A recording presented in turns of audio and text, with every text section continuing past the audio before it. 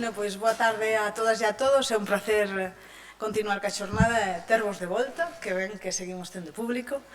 Queríamos pasar agora a parte da tarde, onde vamos a comenzar primeiro con unha charla sobre cal é o estado da situación da economía circular aquí en España.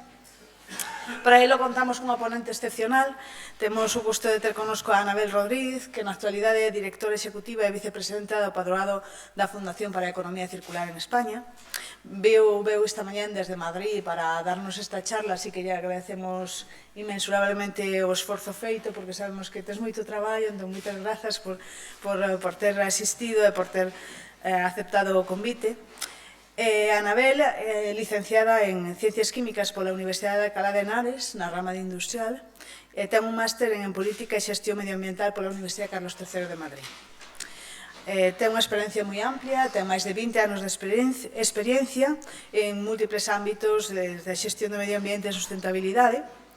E como experta nestes eidos, agora mesmo como directora dentro da Fundación para a Economía Circular, colabora con múltiples entes, tanto públicas como privadas, a través de estudos, documentos de opinión, etc.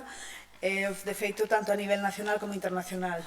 Tivemos o gusto de comer con ela e nos comentaba que agora mesmo está traballando con proxectos en América Latina. Tamén é membro da International Solid Waste Association e, sen máis, deixo-vos con ela para que nos conte un pouco cal é a perspectiva da economía circular en España. Muchas gracias, Anabel, bienvenida. Muchísimas gracias, por supuesto, a vosotros por habernos invitado, por tener el placer de estar aquí con todos ustedes. Y me toca el papel de explicar cómo está la economía circular en España, ¿no? Entonces, yo lo que suelo hacer es ir hablando de todo lo que hay y aunque se han lanzado, como ustedes bien saben, muchísimas iniciativas, tanto a nivel del sector público, privado, como también a nivel de los agentes sociales, es imposible recogerlas todas. Entonces, aunque voy a nombrar algunas, y que me perdonen aquellas que no nombro, ¿no? Pero un poco también para que comprendan que hay cosas que, para tener un poco los conceptos siempre claros, porque a veces no hablamos siempre de lo mismo, porque a nosotros, por ejemplo, nos está pasando, que también un poco tiene que ver aquí ese cariz, esa parte política en la que no me gustaría entrar, ¿no?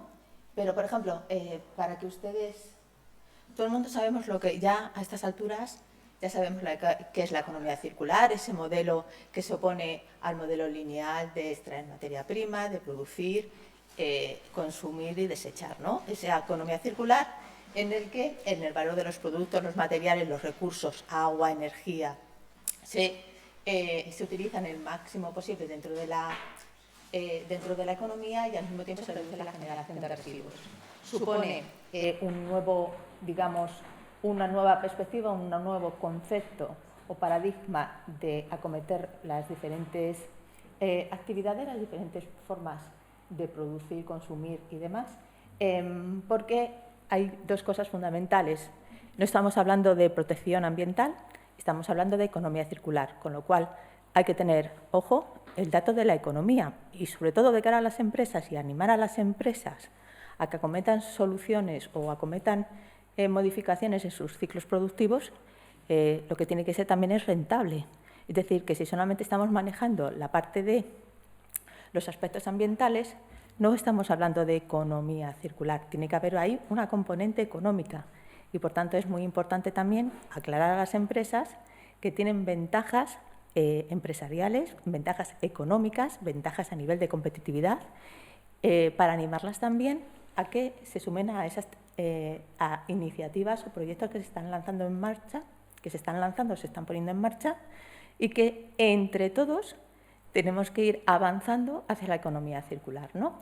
Una cosa también muy importante, empleo local, es generadora de empleo local, con lo cual cuando aquí ha habido también crisis económica en donde se han cerrado muchas empresas, por ejemplo, que estábamos comentando, empresas artesanales o pequeñas empresas, industrias, pues ahora resulta que es interesante atraerlas o crearlas o fomentarlas, impulsarlas de nuevo.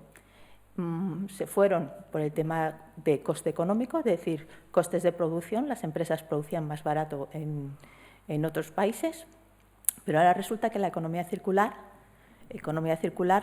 interesa crear aquí empleo local. Si estamos hablando de una estrategia, por ejemplo, como os ha dicho esta mañana, una estrategia de economía circular para Galicia, lo que interesa es que esa estrategia genere empleo en Galicia.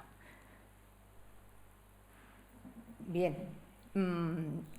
y se produzca, es decir, la producción, cuando hablamos ya también de las empresas y sobre todo cuando que ya son grandes empresas que tienen todavía esa producción en el extranjero, cuando hablamos ya entonces de economía circular hay que tener en cuenta como hay que tener en cuenta todo el ciclo económico y toda su producción, vale, tú a lo mejor produces fuera, pero ¿cómo mides realmente que estás haciendo economía circular? ¿En qué parte de tu cadena estás haciendo economía circular? Y eso también hay que tener también nosotros un espíritu crítico para poder distinguir cuando, en el caso de una empresa grande, en qué punto de su proceso está haciendo realmente, está fomentando o está contribuyendo a la economía circular, que a lo mejor es en el modo de la gestión de residuos, que a lo mejor es en el modo de la producción, a lo mejor es en el modo del ecodiseño, porque la economía circular tiene esta serie de principios de fomentar sobre todo el ecodiseño, la simbiosis industrial, el segundo uso, la funcionalidad, es decir, siempre servicios frente a la compra de los bienes, la reutilización, la reparación, reciclaje, la valorización. Y entonces aquí hago otra vez otro inciso por el tema de qué estamos hablando, porque hay sectores, hay entidades que no consideran la valorización energética como parte de la economía circular. Nosotros desde la Fundación sí, y la Unión Europea también. Ya ha salido el papel, ha salido ya documentos, una comunicación el año pasado de cuál era el rol de la valorización energética dentro de la economía circular. Entonces, es indiscutible, o sea, no indiscutible, sí, todavía se discute, se debate en función de quién es tu interlocutor, pero nosotros, según la Comisión Europea, según la Unión Europea y todo lo que emana de ello, decimos que la valorización energética en sentido holístico, amplio, la valorización energética forma parte de la economía circular, porque lo que se trata es de extraer el máximo valor de un residuo, porque lo que está claro, según también la legislación europea, es que la última opción siempre es el vertedero.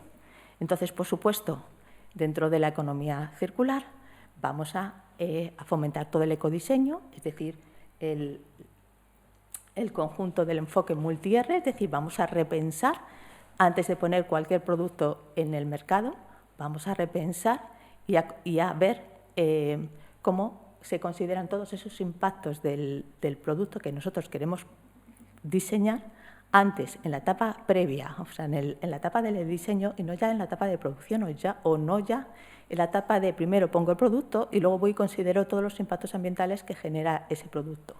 Entonces, hay que repensar, rediseñar, refabricar ese conjunto de Rs y, por supuesto, recuperar energía.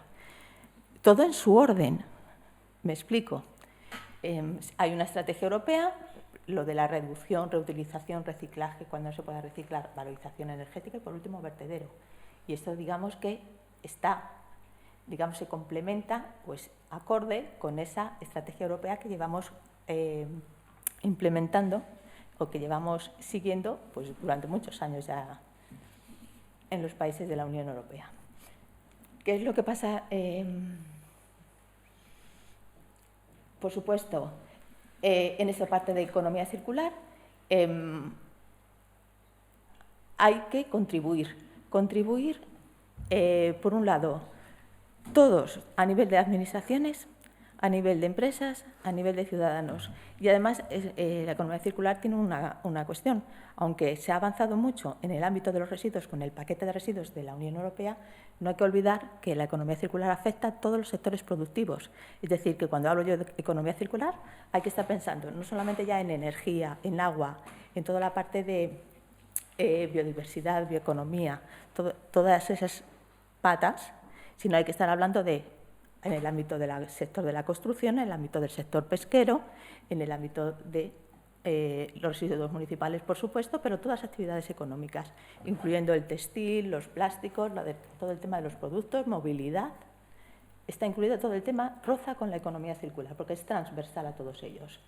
Entonces, cuando hablamos cómo está España en el tema de la economía circular, lo siguiente es en qué ámbito, ¿no? Porque, y en qué sector, porque aunque promovamos la economía circular, pues siempre las iniciativas pues un poco cambian y hay ciertos, digamos, matices o ciertas peculiaridades en cada sector.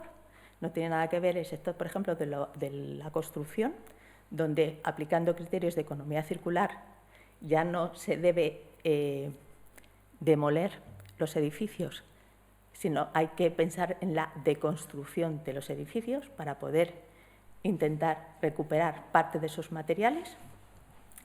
No tiene eso, digamos, que son ciertas peculiaridades de ese sector, como por ejemplo el sector de la pesca, cuando ya sí, aquí ha habido esta mañana todo el tema de los subproductos, aprovechamiento, pero cuando ya la Unión Europea ya no solamente se está fijando en la parte, digamos, en la pata de cuando vas el ciclo de vida de todo el producto, ya no te fijas solamente en lo que es la gestión, sino ya te estás empezando a fijar también en la producción.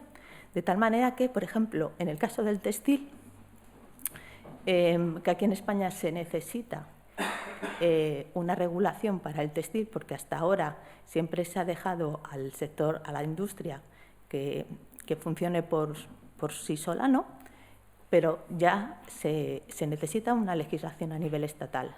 Una legislación que además está contemplada en ese borrador de Estrategia Española de Economía Circular 2030, que sacó a consulta pública en febrero del año pasado, y también por toda la situación política que tenemos, pues nos ha podido, digamos, publicar la versión definitiva. Pero ya hay contemplada ahí esa legislación del textil. ¿Y qué es lo que pasa? Hasta ahora, ¿cómo está funcionando el textil? Pues hay grandes, como Cáritas, hay grandes empresas o grandes instituciones, entidades, que recogen una barbaridad de kilos, pero ahora tenemos a ver cómo se contabilizan, que es el siguiente problema, cómo contabilizas el textil. Y segundo, tenemos una moda, que era lo que yo estábamos comentando aquí, es decir, Italia tiene su tipo de moda, Francia tiene también esa moda, y nosotros aquí tenemos una industria que en parte también tenemos que proteger, porque va ligada a una actividad económica donde hay trabajadores, donde ahí es nuestra industria. Entonces, pero también hay que tener en cuenta que esa moda low cost hace difícil el reciclado, hace difícil o prácticamente bastante dificultosa todo lo que es el tema de la reutilización. Entonces, ahora mismo hay en el sector del textil unos grandes desafíos por delante, porque la Comisión Europea, lo mismo que ha sacado una estrategia para plásticos, ya lo que está abordando es, mira, hemos estudiado unos 15 productos, cervezas, leches, cuero, para poder acometer ahora, o bien ya no es ir sacando. Por ejemplo, en el caso del plástico, ¿qué es lo que ha hecho? Primero ha sacado una estrategia en relación con el plástico y luego ha sacado una directiva para plásticos de un solo uso. Entonces, todos los Estados miembros tenemos que incorporar esa directiva, que España también, por todo esto, lo tiene también pendiente, ¿no? Pero ahora la Comisión Europea, cuando hemos estado reunidos con ellos, nos está diciendo no, ahora ya se ha aprobado todo este primer paquete de economía circular con ese plan de acción todas las medidas del primer plan de acción ya están contempladas, ya están cerradas, ya se han hecho. Ahora están con el segundo plan de acción. Las nuevas personas que entren ahora, la nueva comisaria, ya está trabajando en el segundo plan de acción.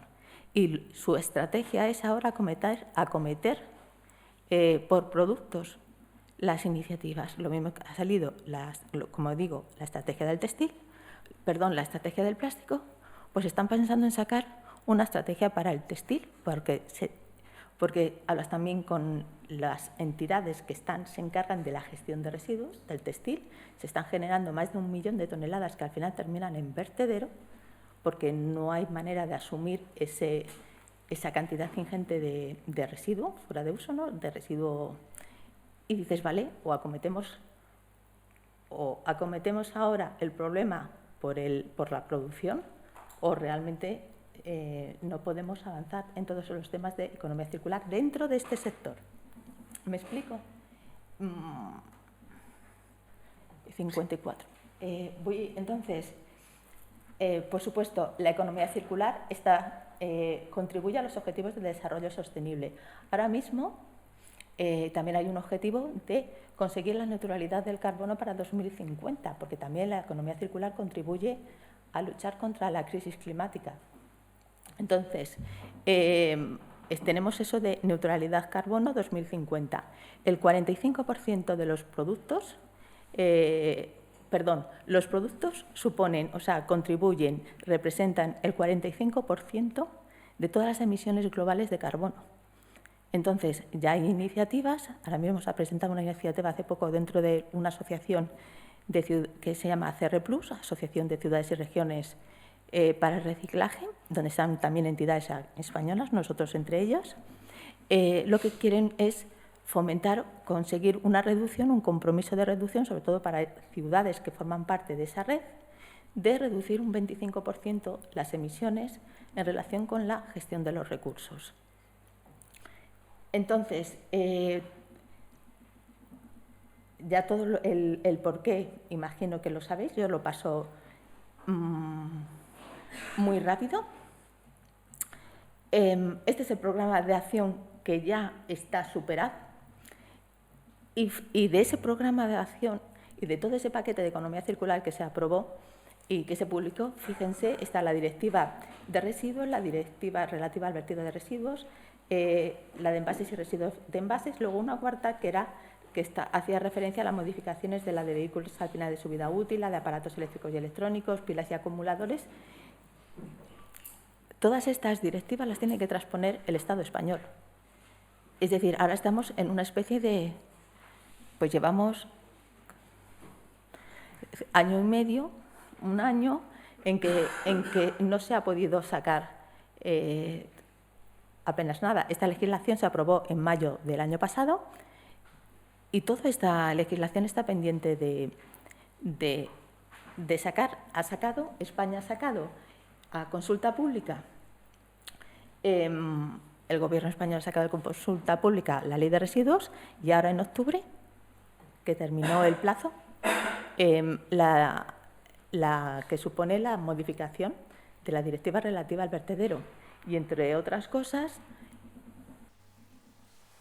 aparte de qué es lo que tenemos que conseguir, para que ustedes me entiendan, de residuos municipales, esa directiva relativa a los residuos, hay un objetivo de cumplir un 65% para 2035 con unos objetivos intermedios. Estoy yendo muy deprisa. Con unos objetivos intermedios, ¿no? Pero en lugar de ese 65%, nosotros para 2020 teníamos que conseguir el 50%. No lo cumplimos. Ya se sabe que no podemos llegar a ese objetivo. ¿Qué es lo que están haciendo todas las administraciones regionales y las locales? Están intentando promover todo lo que es la recogida de los bioresiduos. Suponen entre el 37 y el 42% de la bolsa de la basura, de los residuos municipales. Entonces, una forma de intentar que ese 33%, según las estadísticas de Eurostat, nosotros, por ejemplo, en España, reciclamos un 33-35%. Podemos reciclar con esta nueva definición de residuos municipales, donde ya no solamente se tiene en cuenta la cantidad de residuos que gestionan las administraciones, sino también que va por la vía pública, sino también por la vía privada, que hasta ahora no se contabilizaban en esas estadísticas, pues 8 puntos más, con lo cual estamos cerca ya del 40% de reciclado. Pero todavía tenemos 40-38% de reciclado, pero todavía incluyendo compostaje.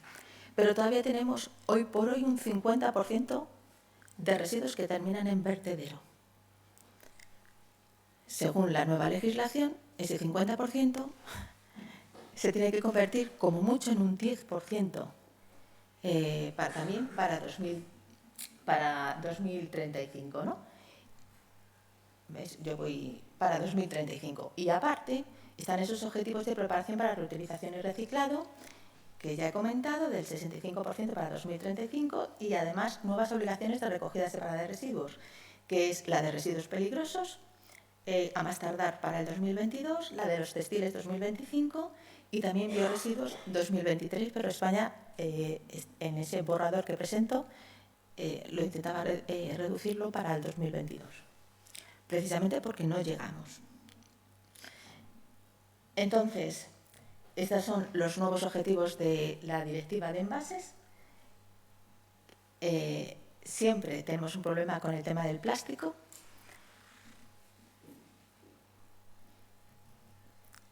Y hay una cosa que también quiero comentar. Este es el cuarto, ¿verdad? Sí. Quiero comentar. Toda la legislación ahora europea se va a focalizar en la parte inicial de los productos, de la digitalización, de cuál es la relación entre economía circular y los objetivos de desarrollo sostenible. Y hablamos de sostenibilidad y entonces tenemos que tener en cuenta que es sostenibilidad económica, ambiental, social. La parte social no hay que olvidarla.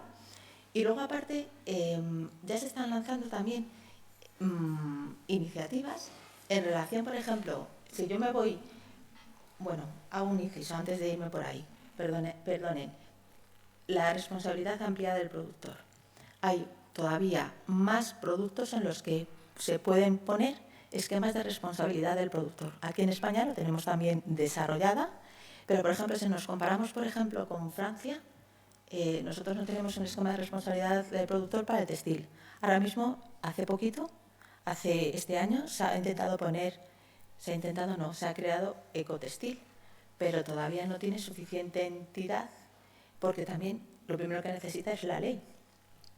Entonces, para el textil, por ejemplo, para los voluminosos, los muebles, en Francia tienen para los muebles que van a nivel industrial y luego los muebles que son los residuos de muebles, por ejemplo, de origen doméstico.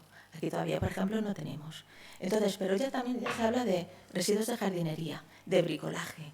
O sea, hay un montón de productos en los que se puede poner esquemas de responsabilidad del productor y que todavía aquí en España no lo hemos comprobado, o sea, no lo hemos abordado. Aparte de que, por ejemplo, temas en relación con la obsolescencia programada.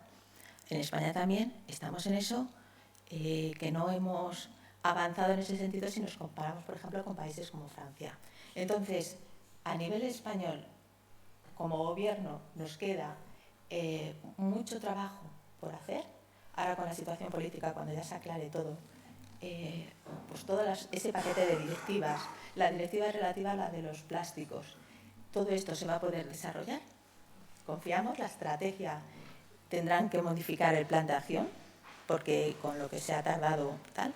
Y había una cosa que era sobre todo ese canon de residuos, canon de vertedero, porque había un interés en que igualar, para luchar contra ese 50% de residuos en vertederos, que subir, digamos, o igualar a nivel estatal los residuos, el precio del vertido, y poner un canon, aunque no fuera competencia del Ministerio, pero sí en colaboración con las administraciones. Pero todavía eso no parece tan fácil, por decirlo así, no parece tan fácil, puesto que hay un tema de competencias que no todas las administraciones están de acuerdo en que el Ministerio, en desencallar ese tema del canon canon impuesto al vertido para igualarlo y evitar que unos residuos vayan a una comunidad frente a otra, y para eliminar realmente el vertido barato de residuos, que es el gran problema que tenemos aquí nosotros en España. Entonces, a nivel regional, las administraciones están sacando sus estrategias, está Extremadura, Navarra, Galicia, dentro de poco, como ha explicado, lo va a tener también. Entonces, sí que se están poniendo en marcha esas estrategias. La Federación, por ejemplo, a nivel local también ha presentado este año una estrategia local de economía circular, a nivel municipal, por tanto, que puede servir de ayuda a los entes locales. A nivel, lo diré, a nivel del sector privado, ya hay muchas iniciativas, sobre todo porque lo que es imprescindible dentro de la economía circular, aparte de la colaboración público-privada, imprescindible, es la innovación. Hay que insistir sobre todo en la parte de recursos, uso eficiente de recursos, insistir en toda la parte del ecodiseño. Aquí en España hay iniciativas, en este caso Ecoembes con el laboratorio, el Ecolab, que hay muchas iniciativas interesantes que apuestan, bueno, que van dirigidas al diseño, al ecodiseño de los envases, y a nivel europeo tiene reconocimiento, pero luego también hay iniciativas, tanto proyectos de investigación que se están haciendo en el área del sector de la construcción. FISAC, por ejemplo, es un proyecto también que ha recibido fondos de la Unión Europea en el ámbito de la construcción, Pero ya hay iniciativas, por ejemplo, también se han firmado. Ahora mismo se presentó en un congreso que también participamos nosotros, que organizado por Cambio 16.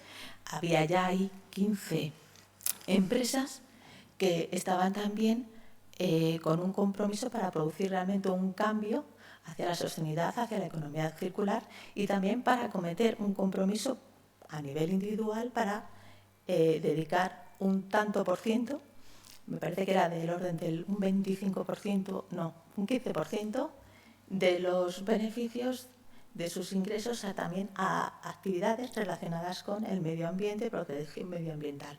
Y luego, por supuesto, hay muchísimas iniciativas en el sector del plástico, tanto a nivel de la distribución, como las grandes productoras o transformadoras del plástico. A nivel europeo, por ejemplo, hay una plataforma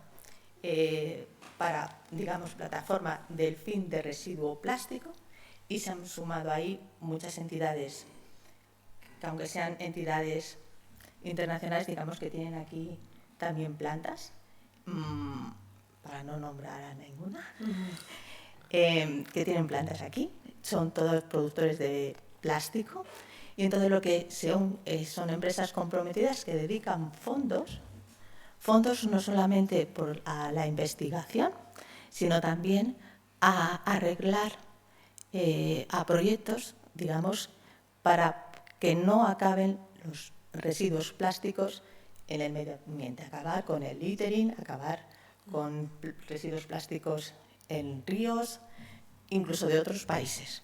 Entonces, como son internacionales esas entidades, pues han creado esa plataforma. También se ha presentado aquí también en Cicloplast, Plastic Europe, varias entidades del plástico, también su proyecto para poder comprometidas con el problema que también al que contribuyen. Pero eso en el sector del plástico. Pero, por otro lado, hay otras iniciativas de cara al littering, de cara al textil. Es que luego, a nivel individual, yo puedo nombrar empresas, por ejemplo, Mercadona, hay ya empresas de Mercadona, IKEA, que también están haciendo ya iniciativas. Entonces, sí, a nivel español hay mucho por hacer, pero lo positivo es que sí que se están animando cada vez más entidades a realmente asomarse a proyectos de investigación o iniciativas que están fomentando un poco o que trabajan algunos de los aspectos de la economía circular. ¿Dónde está la dificultad? Y aquí lo dejo, en los indicadores. Es decir, aquí todo el mundo habla de que ahora todo el mundo hace economía circular, pero realmente, ¿cómo mides que realmente estás haciendo economía circular? Necesitas esos indicadores que te permitan, ya sea como país, si es España, pues tus avances, ¿no? En todas las políticas que hayas sacado, todas las medidas que has sacado, necesitas ese tipo de indicadores, pero esos indicadores que saque España no tienen nada que ver con los indicadores que pueda tener una empresa concreta de fabricación de calzado, por poner un ejemplo. Entonces, cada empresa necesita disponer de sus indicadores que les permita realmente medir el grado de avance en el compromiso que adquieren en el tema de economía circular. Y esos indicadores tienen que tener indicadores económicos, indicadores sociales, indicadores también ambientales. Entonces, ese es el problema, el tema de los indicadores. Y lo dejo un poco aquí para abrir el debate, si os parece. Sí, sí. Y cualquier cosa que queráis preguntar. Pues muchísimas gracias, Anabel. Gracias a vosotros. Pues supongo que así que hay muchas preguntas. Tenemos 5 minutitos, así que adelante. Pues castellano. Justamente esta básica mi reflexión coincide con tu consideración final de los indicadores. Gracias. Sí. Si existía alguna forma objetiva o algún intento de medir el avance hacia esta economía circular. Y me surgía esta duda porque he visto recientemente un listado de empresas gallegas que se supone tienen bastante implantada esta economía circular. Entonces, me parece importante, efectivamente, que exista alguna forma de medirlo. Entiendo que complejo, ya que la economía circular, como vemos, pues afecta a tantísimos aspectos, ¿verdad? Entonces, ser capaz de cuantificar todos ellos. ¿Serían indicadores de avance, como acabas tú de decir? Es decir, que a veces, imaginaos cuando existen las banderas azules o las banderas verdes, ¿verdad? Que también se están implantando en centros escolares. No es tanto a dónde hayas llegado objetivamente, sino cuánto has mejorado desde tu punto de partida.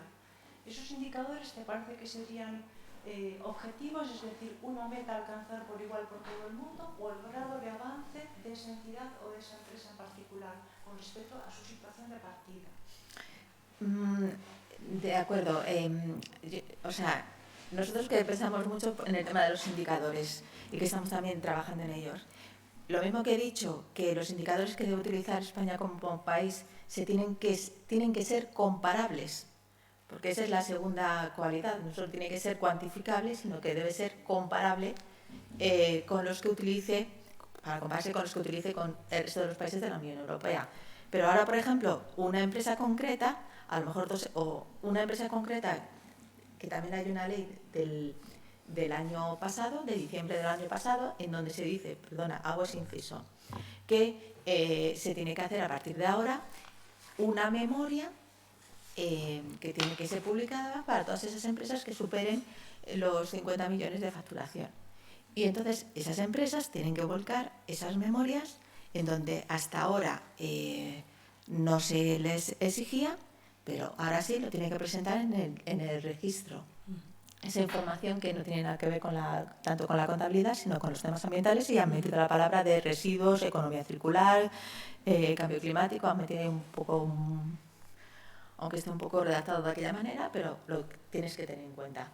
Entonces, si yo soy una empresa particular, yo digo, bueno, puedo adquirir un compromiso individual. Entonces yo voy y me pongo mis indicadores para ver el grado de avance. Y entonces esos indicadores son míos con mi compromiso. Entonces, por supuesto, desde el punto de vista de partida, es decir, me va a medir el avance desde el punto de vista de partida. Pero si además lo que quiero es que una tercera entidad, digamos, o ajustarme a los indicadores que me dé una tercera entidad, esos indicadores tienen que ser capaces de medir que a lo mejor hay indicadores comunes, ¿no? Pero esos indicadores tienen que ser capaces de distinguir, por así decir, la empresa que a lo mejor, voy a decirlo muy, muy claro, que hasta ahora no ha hecho nada y dices, bueno, a partir de ahora sí. Entonces es lo que siempre pasa, que al final, si no has estado haciendo nada, pues a lo mejor pequeños efectos o pequeñas medidas suponen un gran avance.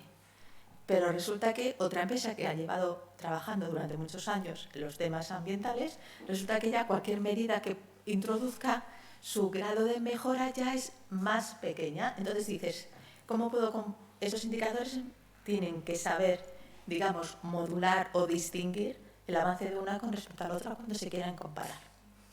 A eso es lo que me refiero. La etiqueta europea, es que ahora está en modificación la etiqueta europea. Se está introduciendo indicadores de economía circular dentro de la etiqueta europea para que pueda ayudar también a todas las empresas. También, no sé si lo sabéis, hay un grupo, se está creando una norma, se está trabajando, en una norma de economía circular que previsiblemente estará acabada para finales del 2020-2021. Pero hasta entonces, ¿qué? Y esa nueva norma de economía circular será general, porque volvemos otra vez cómo distingues, es decir, será general y será básica, porque no tiene nada que ver una actividad que hemos dicho que es economía circular transversal a todos los sectores productivos, todos los sectores económicos, ¿a cuál te vas a ajustar? Entonces, aunque se esté trabajando en ello, ya se sabe que esa norma en principio va a ser bastante general, con unos indicadores básicos que puedan ser comunes, pero que... Pues, ¿alguna pregunta más? ¿Algún otro comentario? Yo te quería hacer una breve reflexión sobre lo que puede ser el impuesto sobre los vertidos, ¿no? ¿Crees que realmente puede ser, primero, supongo que eso será lo que hablábamos por la mañana, ¿no? El castigo o el premio, ¿no? Si utilizamos esa terminología de economía política en la cual, bueno, pues sería el castigo, ¿no? Para tratar de reducir escombros y demás, ponemos este impuesto, este canon de vertederos. ¿Crees que será efectivo? ¿O existen los países de nuestra contorna? ¿Sabes si han tenido que pasar o han pasado ya por estas fases en las cuales han debatido cómo reducir sus residuos y qué políticas han funcionado para ellos? ¿Podríamos, es decir, copiar de ellos un poco? Es que se ha hablado tanto y es que las medidas ya se saben. La cuestión hay que tener voluntad política. Todos esos países, por ejemplo, tú miras las cifras que publica Eurostat, que dices, bueno, pueden tener ciertas... Hay que estar pendiente de las notas, ¿no? Para interpretarlas, pero dices, bueno, vale, son estadísticas oficiales, pero es que ya hay países que están por debajo del 5% en vertedero. Y son los de siempre, ¿no? Son Dinamarca, Alemania, Austria, ya están ahí. Es decir, y nos están pidiendo el 10%, y cada vez se va a pedir menos residuos en vertedero y que solamente vaya a vertedero aquello que no se pueda aprovechar de ninguna manera, es decir, los rechazos de las plantas, por ejemplo. Entonces, lo que no se puede hacer nada es lo que debe de ir al vertedero. Todo lo demás, cuando hay esa escasez tremenda de recursos, es una tontería, es un despilfarro llevarlos al vertedero. Entonces, todos esos países, ¿qué es lo que tienen? Primero, cuando comparas el precio al vertedero, nosotros tenemos aquí una legislación que te dice que el coste de vertedero debe ser el precio real del vertido, incluso el aftercare, es decir, 30 años después de la clausura. No lo estamos teniendo en cuenta. Entonces, cuando comparas el precio de los vertederos, pues a lo mejor aquí hay comunidades que todavía estamos con los 25 euros, 30 euros, los que más vamos a 40, pero vas a esos países y te van 70 euros la tonelada. Es que decir, no tiene nada que ver. Y luego además un impuesto. Graban un impuesto, algunos a la incineración, pero también al vertido. Y aquí todavía ese impuesto es muy bajo y algunas comunidades no lo tienen. Entonces, es que ya se sabe, esos países que tienen menos del 5%, menos del 10% ya en vertedero, tienen un precio real de coste de vertido que frente a lo que cuesta el reciclaje, porque si tú quieres fomentar el reciclaje, quieres fomentar la reutilización, tendrás que encarecer el vertedero para que no se te vayan allí los residuos. Entonces, coste del vertedero. Y luego todas las administraciones locales cobran por una tasa de residuos. Según esa tasa tipo de paga según generas, pues tú te vas a cualquier ciudad de Alemania y lo tiene, te vas a Austria y lo tiene, te vas a Bélgica y lo tienen. Y aquí en España parece como que poner una tasa transparente, que se sepa que eso es por la gestión de residuos que cubra el coste, todo el coste de lo que vale gestionar los residuos, porque cuanto más nos están pidiendo mayor separación en origen, mayor reciclado, un reciclado además de alta calidad, pues todo eso vale dinero. ¿Lo pagamos realmente los ciudadanos? ¿Realmente lo que vale? Sabemos además lo que cuesta, lo que pagamos por eso, porque también hay algunas ciudades en España que lo tienen un poco metido dentro del IBI, dentro del impuesto del agua. Hay otra que lo está aplicando, pero lo bueno sería que fuese tipo paga según tiras, es decir, que si ya que tengo que pagar una tasa, si yo hago esfuerzos por reciclar, pues hago esfuerzos por generar menos, pues que yo tenga que pagar menos que mi vecino que le da todo igual y saca la basura de aquella manera. Entonces siempre la parte económica es fundamental. Pues me parece una buena forma de dejar tu ponencia aquí, seguir después hablando más del tema. Muchísimas gracias, Anabel, un aplauso de nuevo. Gracias a vosotros. Y seguimos entonces ahora con la nueva mesa redonda, o papel das R's na economía circular.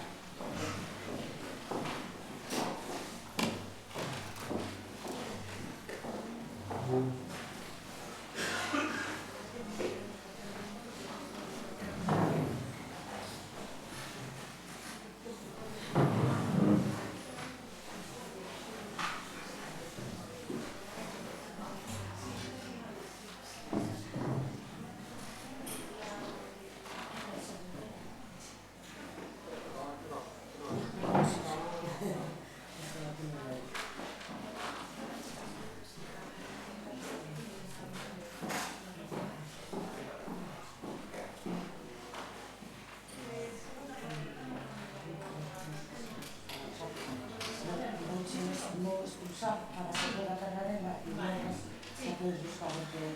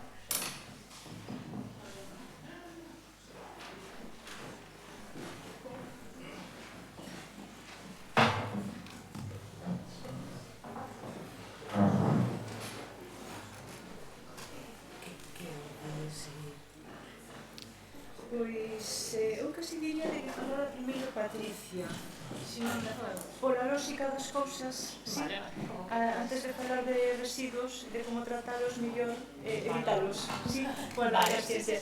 Non sei que mellor comeza a seguir ese lado. Sí.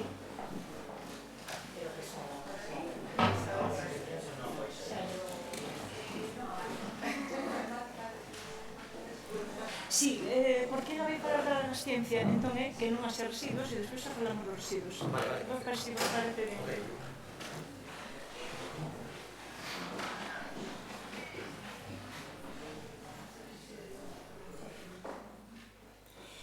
Ben, moi ben, pois continuamos agora nesta mesa redonda que vai estar un pouco máis enfocada a falar de residuos, pois que xa fiz unha presentación na súa intervención Anabel.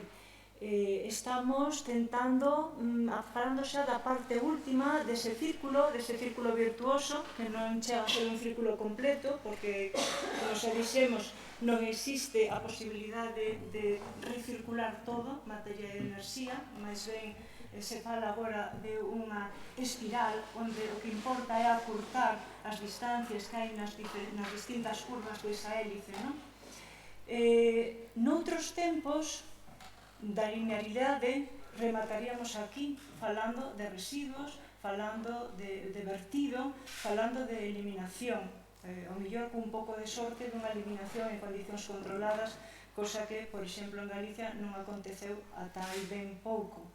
Pero agora, cada vez máis, cobran importancia esas R's que nos falan de voltar, de recomezar, verdad? De recuperar, de reutilizar, de reciclar, etc., verdad? De voltar á orixe, de recuperar o valor das cousas, o valor material primeiro e o valor enerxético despois. Pois imos falar nesta mesa destas cuestións, primeiro dun proxecto de reparación, co proxecto Alargas Ciencia, que vai presentar Patricia Iglesias no nome de Amigos da Terra, mas tamén outro proxecto relacionado con este tamén de promover a reparación e alongar a vida dos obxectos, dos bens de consumo fronte á obsolescencia programada. Tamén está aquí representando o plan Revitaliza de compostaxe comunitaria na cidade de Pontevedra, Carlos Pérez Losada, asesor deste proxecto. Tamén é moi importante, un sector moi importante na produción de residuos, o principal tipo de residuos na Unión Europea, que son os residuos de construcción e demolición, nos que poucas veces pensamos. Estaba previsto que estivera connosco Benito García Carril, pero tivo un pequeno accidente e vai ser sustituído por Elvira Camarero Pérez, ambos os dous da empresa da Asociación Arcodega de Recicladores de Residuos da Construcción e Demolición.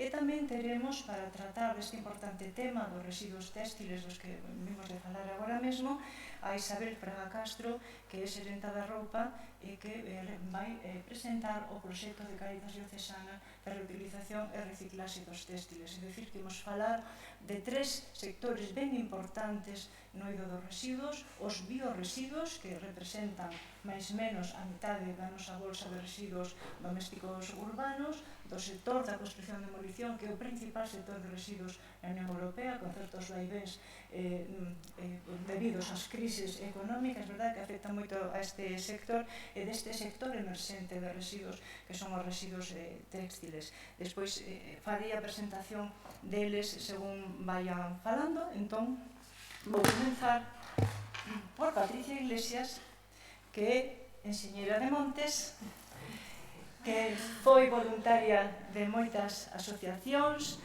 e que nos di que a súa verdadeira vocación é a xestión de persoas e a educación. Dende 2015 é responsable de voluntariado e activismo da ONG Amigos de la Tierra, que ela penso que está en Ourense, é dicir, é a versión Amigos da Terra desta organización, onde leva a cabo tamén funcións de coordinación e participa en moitas campañas de sensibilización no eido ambiental.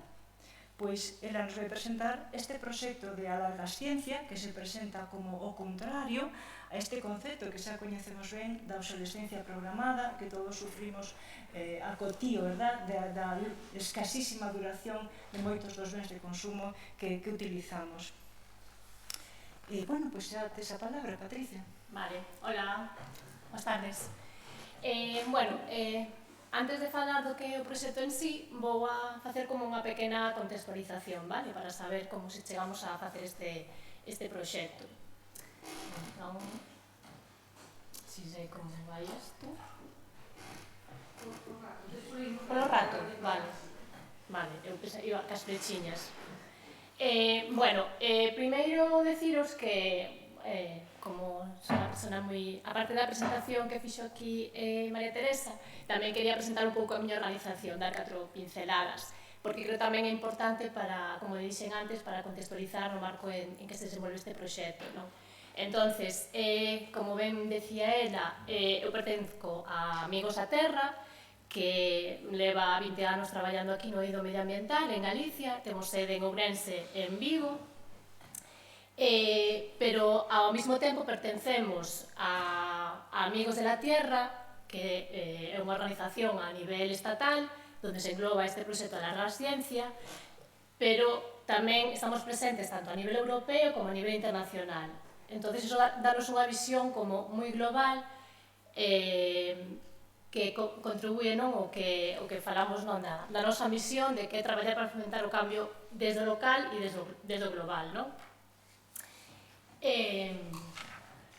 Pero antes de nada, sí que quería facer unhas preguntas. Vou levantar, porque a mí non son moito de estar sentada. A mí espero que mires. Sí? Van checar un micro. Non foi. Sí, sí, sí, por favor.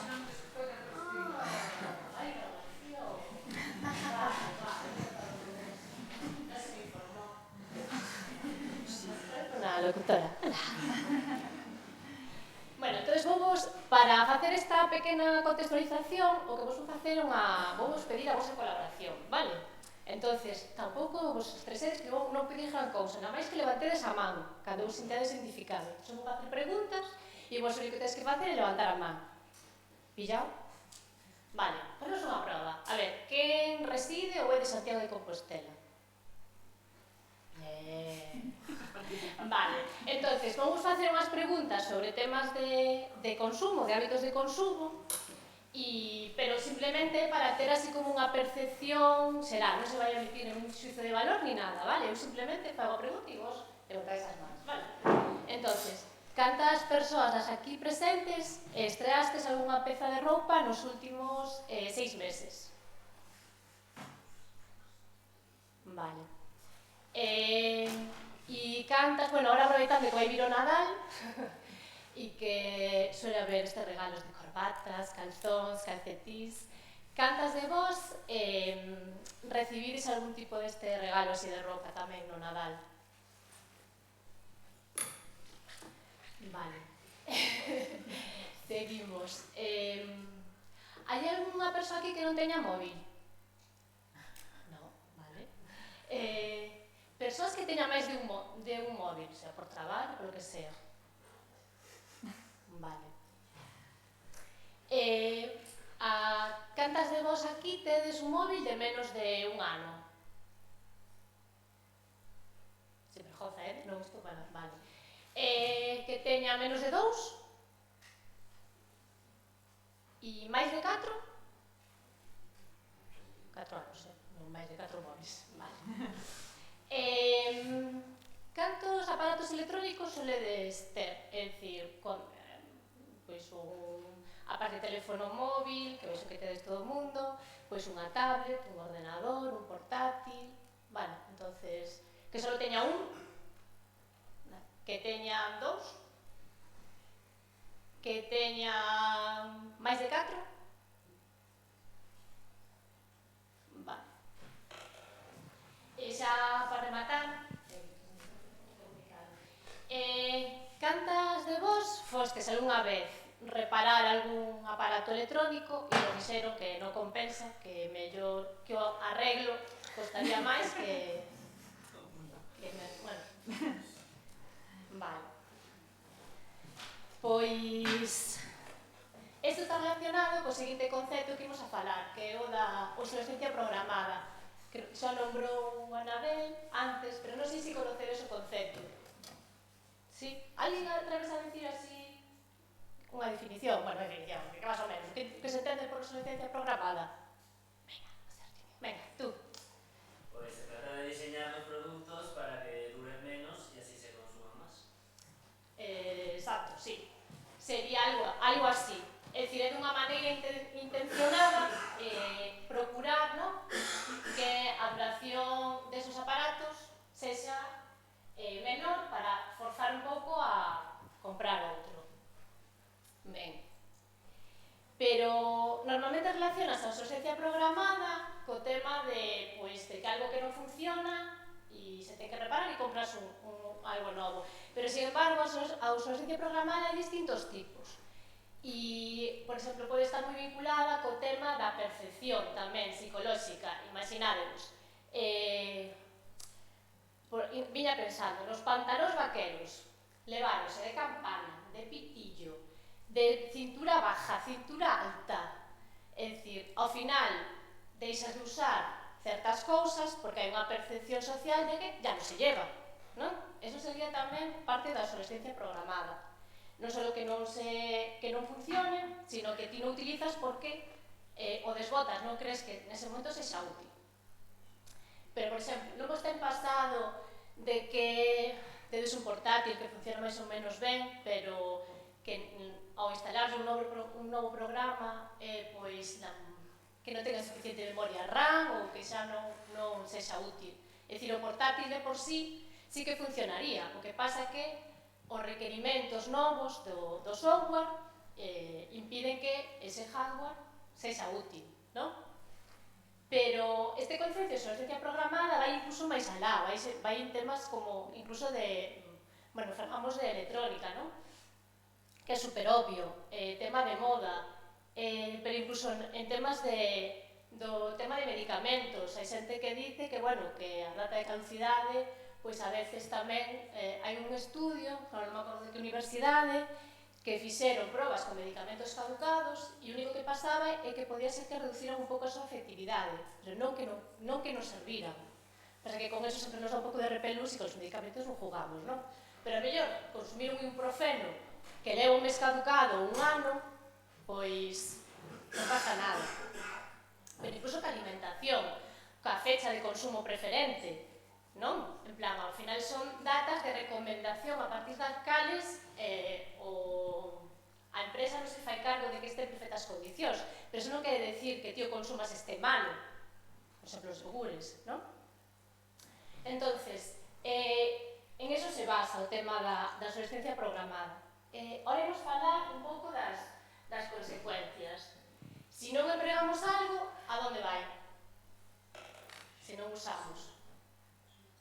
Pois a basura. É dicir, acaba sendo un residuo, non? O desbotamos. Pois eso é un grave problema porque eso se implica un enorme desperdicio de recursos naturais. Entón, imos, por exemplo, co caso de un móvil, non? De algo de electrónica. Cando desbotamos un móvil, estamos desbotando ao final do que está feito.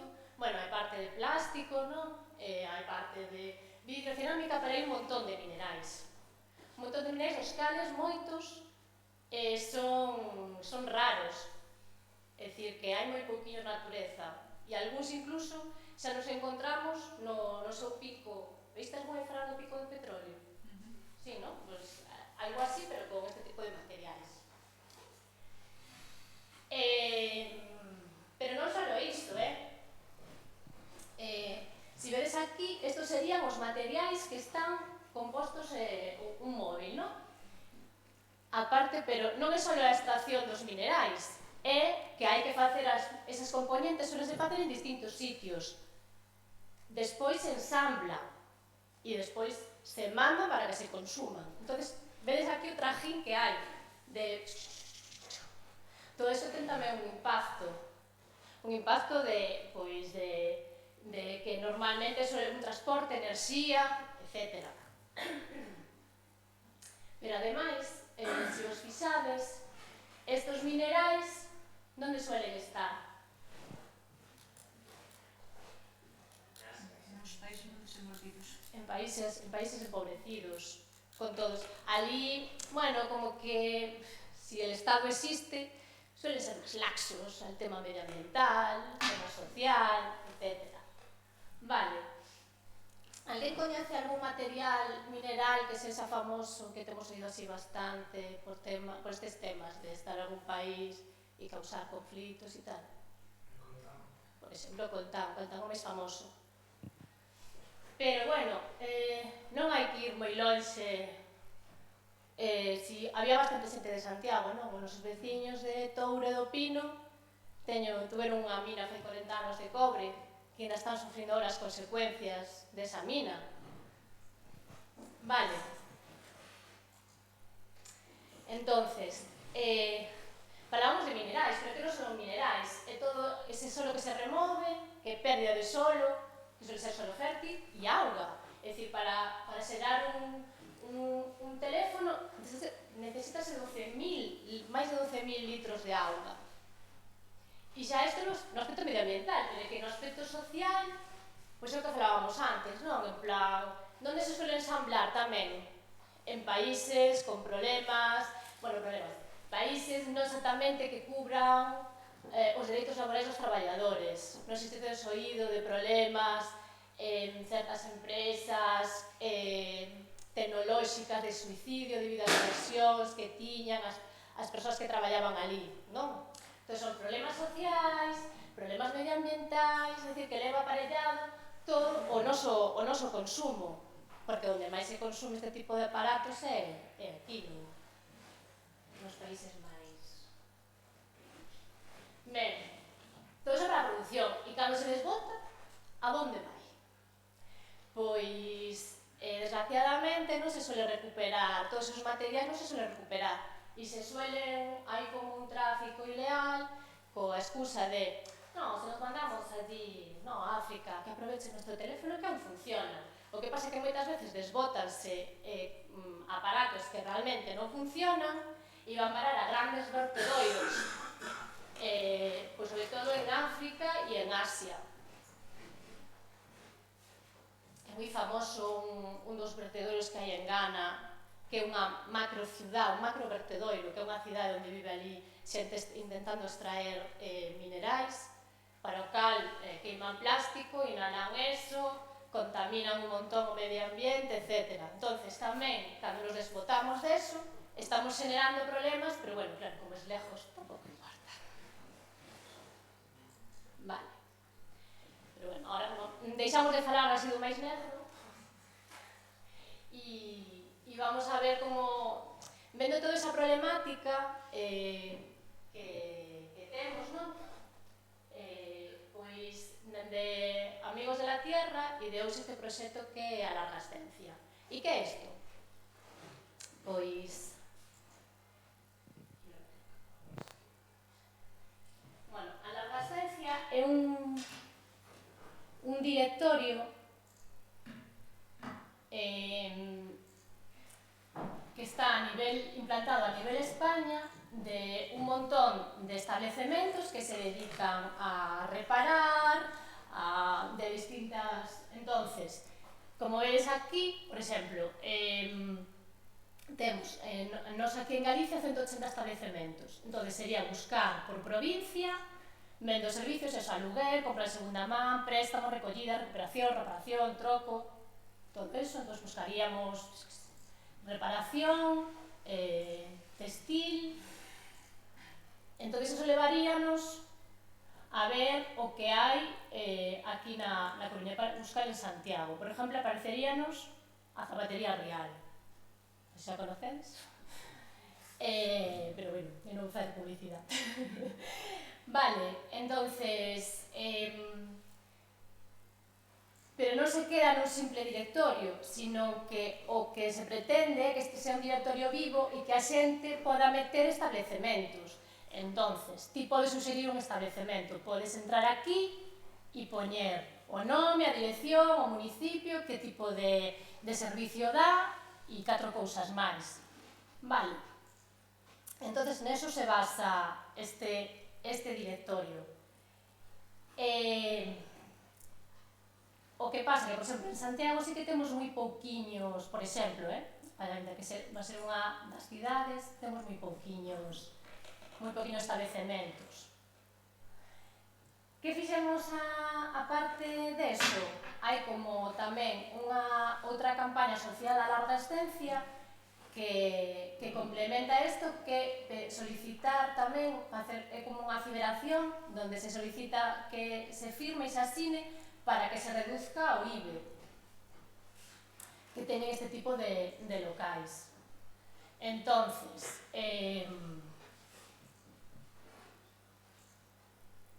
algo tan simple como meter os teus datos aquí, o nome, apellidos, o correo, o teléfono, sirve para recoller firmas para que se reduzca o IBE. Vale. Entonces, ¿qué se pretende con esto? Pues aparte de todo lo que decíamos antes, de reducción de consumo de enerxía, auga, problemas de contaminación debido, todo isto que iremos mencionando ademais, creemos que aporta un punto positivo que é a economía, ás PEMES, porque estás favorecendo a este tipo de locais que suelen ser pequenas e medianas empresas, non? Que se disminúa a carga fiscal sobre ese tipo de servicios que dan e se favorezcan que existan aínda máis. Entonces, es que todos son ventajas, non sei. Vale, e ahora vos vou a poñer un pequeno vídeo, creo que vou ben de tempo. Si no me... Imos mal enxegar, pero bueno... Pois entonces non o poño, prefiero que haxa debate final e simplemente un resumo desto. Depende do longo que sexa. Nos 3 minutos. Queres ver o vídeo? Sí.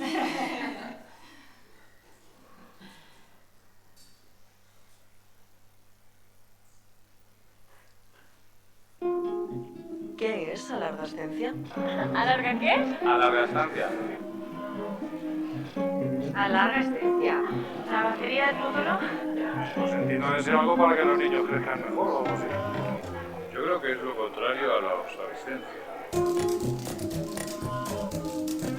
Le preguntamos a alguien por la calle qué haría si se le rompiese el ordenador.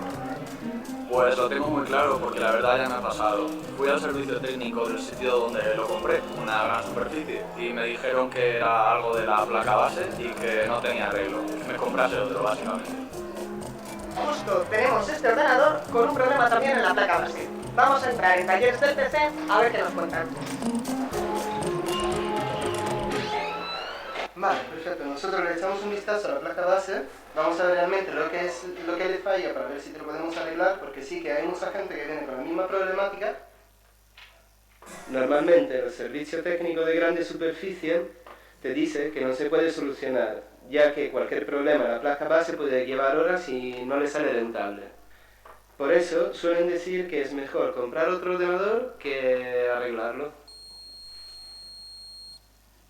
Podemos casi decir que hemos localizado el fallo de este ordenador y reemplazando este componente que vale 0,5 céntimos, podemos intentar arreglar la placa. Ya hemos cambiado el componente, ya hemos vuelto a montar la placa base, vamos a encender para ver si el equipo realmente funciona. Ya muestra signo de salud, perfecto, ya arranca el sistema operativo. Alarga estancia es una red de establecimientos que alargan la vida de las cosas para fomentar la reparación, el intercambio, el alquiler y la compra de segunda mano de objetos, ropa, aparatos electrónicos, muebles, electrodomésticos, juguetes y otras cosas. Bueno, nosotros nos dedicamos a la venta y reparación de equipos informáticos. Llevamos más de 10 años dentro del sector, aquí en el barrio de Chamberí.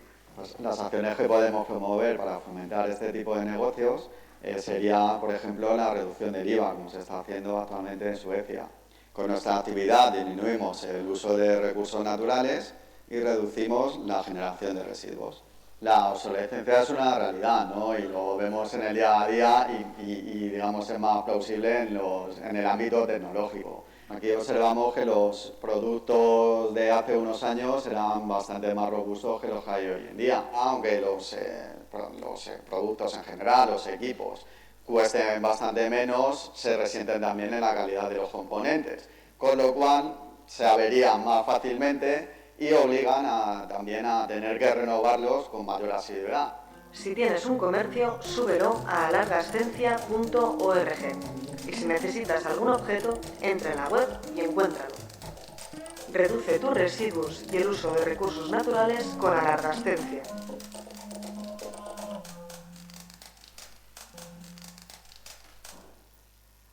Bueno, hasta aquí a miña intervención. Simplemente animaros a que se conocedes algún local que os subades e tamén que firmedes para a reducción do IVA.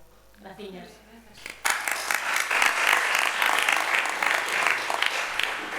Bueno, eu os proporía sería de continuar cos diferentes relatores e despois xa facemos un debate xeral con as diversas preguntas, eso que é un pouco máis áxil deste modo, non?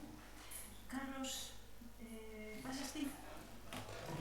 Vou presentando a Carlos Pérez Losada, que é químico con especialidade en enxeñería química, foi funcionario do Estado, pasou a excedencia, cal ten bastante mérito, é un home aventureiro, certo xeito, non?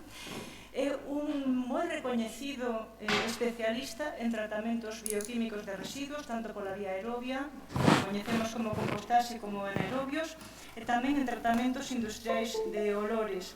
Traballou en diferentes empresas no eido da xestión e reciclaxe de residuos, participou en numerosísimos proxectos de reciclaxe tanto en España como en Europa, en Oriente Próximo, en África, en América, etc. Ademais, penso que unha faceta moi salientable da súa personalidade, é inventor ou posuidor de diferentes patentes nacionais e internacionais relativas á reciclaxe de residuos e tamén ao tratamento de olores. Ten diversas publicacións neste campo e, ademais, ten participado en moitas actividades de divulgación e de cooperación no eido científico. Entre as súas facetas, na actualidade, está a de asesor de residuos da Deputación de Pontevedra desde agosto de 2015. E vai nos presentar un proxecto moi interesante que leva a cabo esta Deputación, que é o Plan Compost Revitaliza, como el nos vai presentar, un plan de compostaxe comunitaria que se leva a cabo nesta provincia. Hai un intre, lembrábamos os dous, de que a compostaxe, aínda que en España foi pioneira, hai moitos anos que se realiza compostaxe en España, en Galicia, aínda que esta mañán a directora xeral nos falou de que se vai instalar aquí o quinto contedor para os bioresiduos, en certos casos non é necesario porque algún dos contedores se recolle especificamente este tipo de residuo orgánico. Bueno, pois que se va a popularizar ou se va a instalar por exigencias europeas este tratamento biolóxico da materia orgánica, que é un componente moi importante dos residuos municipais. Porén, hemos dicir que en Galicia a compostaxe estivo moi demonizada durante moitos anos. Os que traballábamos neste campo da compostaxe, pois casi era un tema tabú, non se podía falar, era un momento, digamos, onde se forzaba moito para que os municipios se aderiran a Sogama, e, bueno, pois era un tema que realmente estaba moi deixado de lado e que se traballaba con moita dificultade. Pois agora a Deputación de Pontevedra ten apostado por este tipo de tratamento, que é o que nos vai presentar Carlos. Hola, boas tardes, gracias pola invitación. Bueno, primeiro quero decir que o Plan Revitaliza non é de compostaxe. Non busca o compostaxe, utiliza o compostaxe como instrumento para outros fines. É un plan global de xestión de residuos. O que se busca é acceder aos outros residuos por unha vía de secuestro da materia orgánica vía compostaxe, non porque seamos compostadores, sino porque é o método máis sencillo para traballar nunha sociedade como a galega que está tremendamente atomizada. Esta mañana comentouse eso. Por exemplo, este plan sería inaplicable nunha concentración urbana densa. Ben, o primeiro que temos que decir respecto ao noso plan é que a ninguén se lle ocurre clavar clavos con unha serra, ni tampouco se lle ocurre serrar con un martelo. Cada cousa ten unha utilidade en función do fin buscado. Isto o deixo aí, entenderedes, espero, ao final, cal é o asunto. Galicia ten o 5,9% apenas da población de toda España, pero ten o 52,6% de entidades de población, lugares onde vive xente. E estamos a falar de residuo doméstico, domiciliario ou municipal. Por lo tanto, producido por personas ali onde viven e en función de como están distribuídas. Temos máis núcleos de población que todo o resto do Estado xunto, incluídas Baleares Canarias, Ceuta e Melilla.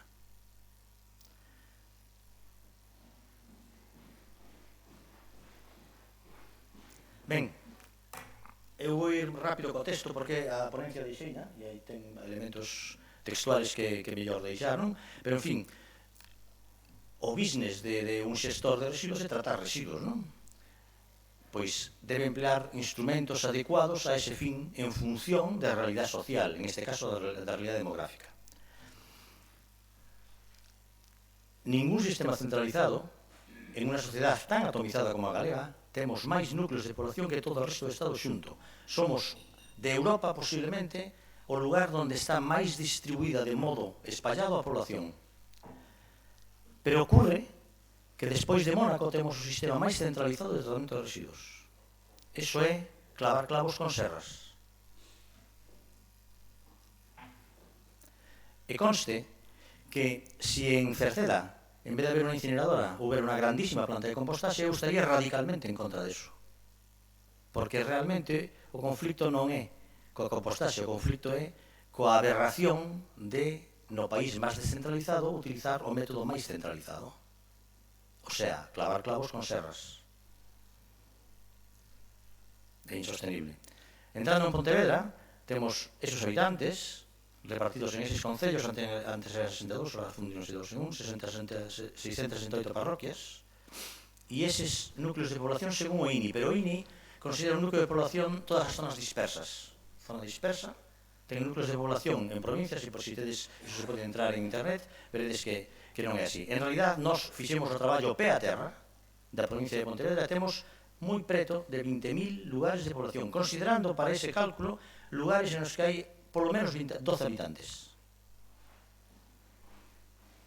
Por lo tanto, precisa outro plan de residuos. Por lógica. Por non clavar clavos con serras. E que podemos facer? Porque, claro, eso que fai é complicar os esta mañá, o ponente que estaba aquí, o Chico Salvador, que estaba, non? Falaba, non? De non aplicabilidade, el que é un técnico de tratamento de augas, dos métodos convencionales de tratamento de augas para Galicia, lógico. É aberrante, por exemplo, vivo nas Terreiras, Moraña, é unha aldea que ten 12 casas. Desas 12 casas, 4 están habitadas habitualmente, solamente 4. Si des por ali ahora, está todo levantado por preparar todas as tuberías de saneamento de auga. É unha aberración, é un coste prohibitivo, non ten sentido. É contra natura. O mismo que contra natura, ir con un camión rocar de 12 toneladas que vale moito diñeiro a unha corredoira a coller medio kilo de lixo. Entonces, que é o millor nese caso de tan disperso? Pois o coste aí é o moverse, pois entonces non ir a recoller. O millor é non ir a recoller. Pero claro, se non vas a recoller, aquilo acumúlase. Por lo tanto, a única solución en ese calexón sin salida é algo que se poda tratar in situ. O único xeito de facer combinar isto de é insoportable pola dispersión e non vayamos a recoller é que se poda tratar in situ. E hai algo que se poda tratar in situ? Pois hai solo algo que se poda tratar in situ, que é os residuos biodegradables. A biodegradabilidade dos residuos, ou os materiales biodegradables, é un eros e un tanatos. Ten en sí o bo e o malo. É o bo porque é biodegradable, por lo tanto pode ser facilmente degradado. E o malo porque é biodegradable contamina os demais residuos e apodrece, dá cheiros, lixivía, atrae roedores, atrae insectos. Ten esa dualidade. Cal é o arte noso? Coñecemento científico e técnico e aplicación para que veamos o bo e non o malo. Isto que explico aquí, e isto é o. Entón, por que empleamos a compostaxe? Primeiro, porque é simple, se pode facer con toda a garantía a nivel local. Segundo, porque é aeróbico. Afortunadamente vivimos un planeta aeróbico. Eu son especialista realmente, se algún especialidade teño, son especialista en procesos anaeróbicos. Dediquei os últimos anos da miña vida profesional, que sempre traballei na privada, é a primeira vez que traballo na pública, aparte que como un funcionario, son especialista en procesos anaeróbicos, pero non ten sentido neste problema aplicarse procesos anaeróbicos porque son máis complicados e, ademais, son áreas clasificadas, crean combustible e ten problema de que ten que ser anaeróbico, entón tens que pechalo, porque a atmósfera é aeróbica. Son elementos de hipersentido común, non clavar clavos con serras. Para nós, o mellor residuo que non se produce, obviamente. Caso de se producir, o mellor é aquel que non hai que ir a recoller. E caso de que se produza e que hai que recollelo, transportar o menos posible. Somos exactamente o contrario do que sería o capitalismo. Que é exactamente o contrario destas tres acertos. Canto máis residuos, mellor. Canto máis lonxe, mellor. Canto máis complexo, mellor. Traducido ao lenguaxe operativo, que eu son técnico, cal é o residuo que non podemos producir?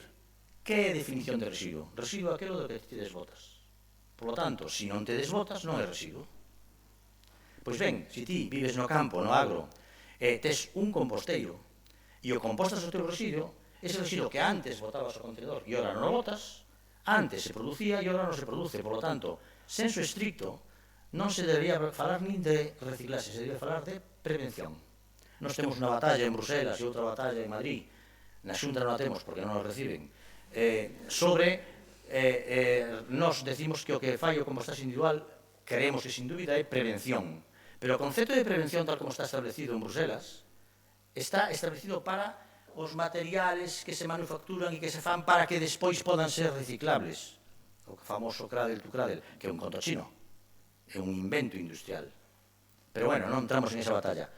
Ben, no compostaxe comunitario, pois claro, como é, os ciudadanos o levan a un sitio, pero non hai contenedor, non hai camión, non hai transporte, non hai planta. Non hai necesidade de nada disso. Simplemente, en lugar de facer na tua casa, telo na vía pública e faz. Que é o paso que faltaba, porque o individual, máis ou menos, hasta a Xunta o aceptaba, hasta a Sogama o aceptaba. Seguinte paso, cando xa tes densidade de población, non te queda máis remedio, porque non hai lugar físico onde poñer eso sin crear problemas ambientales. Por exemplo, cando hai altura, densidade, ou cando non hai zonas verdes onde poñer os compostadores. Entonces tes que recollelo, hai que recollelo. Eu, personalmente, estou totalmente en contra do quinto contenedor. Non porque este en contra do quinto contenedor. Eu dirixín a primeira planta de compostaxe de recollida selectiva de Cataluña, Torrellas de Llobregat, antes de que aquí nin se pensara en esas cousas. E se facía con quinto contenedor. Ahora sabemos que é un erro. Ahora mismo os datos da Generalitat de Cataluña, que é o máis avanzado en eso, pero tamén os datos daneses, holandeses, belgas, etc., din que é dificilísimo baixar dun 15-17% de elementos inadecuados cando se fai por contenedor, recollida de contenedor en rúa.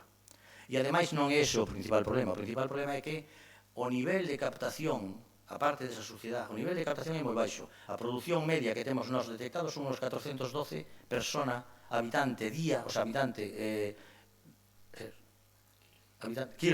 kilos persona habitante día de residuos orgánicos, datos bastante fiables. Bueno, pois, os millores momentos en Torrellas de Llobregat apenas acadamos os 188 gramos, o sea, kilogramos por habitante, bueno, neste caso gramos habitante día. Quere decir que, aparte de que sea máis ou menos sucio, que eso pode ser un pouco mellor, se hai boa interconcización, a xente que o fai ben, pero hai moita xente que non o fai. Por qué? Porque hai esa posibilidade de elección. O porta a porta, que é un sistema moitísimo máis aquelado, permite chegar aos 300-350 gramos persona a día e con niveles de medios datos objetivos de Europa dun 5,7%. Esas serían as medidas que nos propoñemos. Plantexado o problema, como abordas? Pois, tes que, primeiro, planificar adecuadamente. Nós fixemos un estudio pormenorizado, aldea por aldea, de toda a provincia. Aquí vou a poñer simplemente unha pequena, por exemplo, o Barro. Barro ten dispersión de población. Canta, pois aquí estamos, disperso, non sei se ve aí, estos serían xente que vive en núcleos de menos de 100, entre 100 e 1000 e iso a partir de 1000. Entón tratamos todo eso e miramos como está distribuída esa población. Cales son os produtores do lixo que ti queres sesionar? Pois ben, sabemos que ten 954 habitantes, o sea, un 25,7% da súa población en disperso, 125, un 3,4%. Isto sería todo disperso, porque en núcleos de menores de 100 é disperso, a efectos prácticos. En núcleos entre 100 e 1000 xa ten un 70%. Básicamente, este concello sería, digamos, un semirural. Ben, moi rural por aquí, pero ten esta... Vale?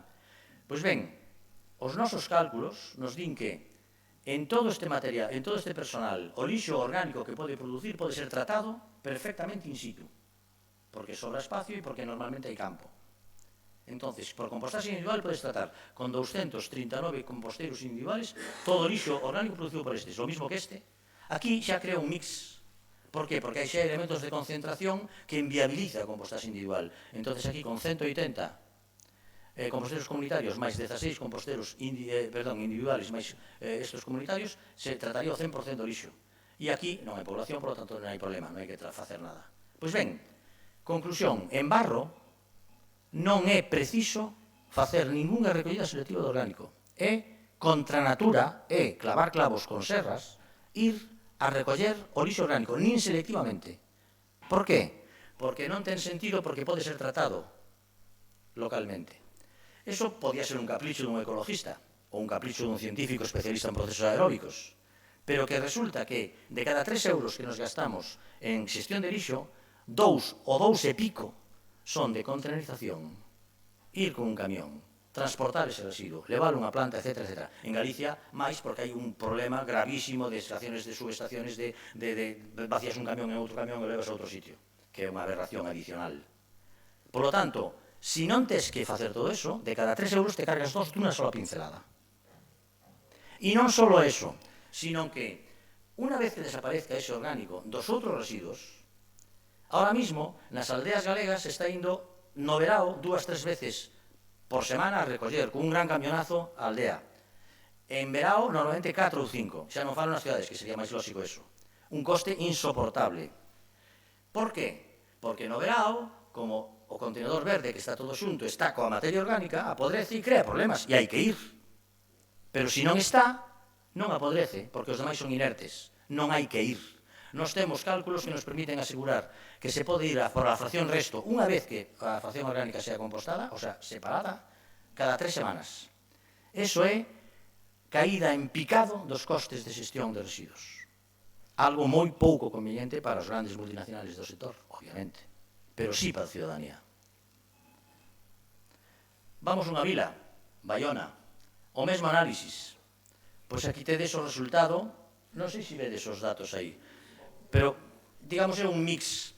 Entonces aquí, pois, temos 617 habitantes, un 5%, máis outros 400 e pico, que é un 3,8%, o sea, temos, digamos, para compostaxe, carne de compostaxe individual, todo este. Aquí temos despois, para compostaxe individual e colectiva, pois esta población, e temos xa un núcleo denso, que a máis se conocedes, Baiona é bastante denso en algunos aspectos e además ten un problema de estacionalidade que triplica os residuos na época.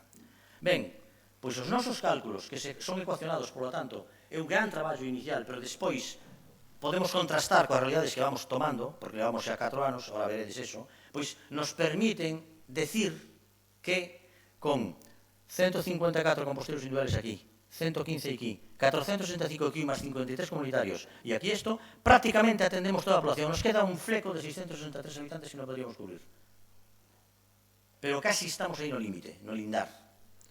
Ben, vayamos a Pontevedra, o máximo sería Vigo, pero Vigo, digamos, non está adherido ao noso plan.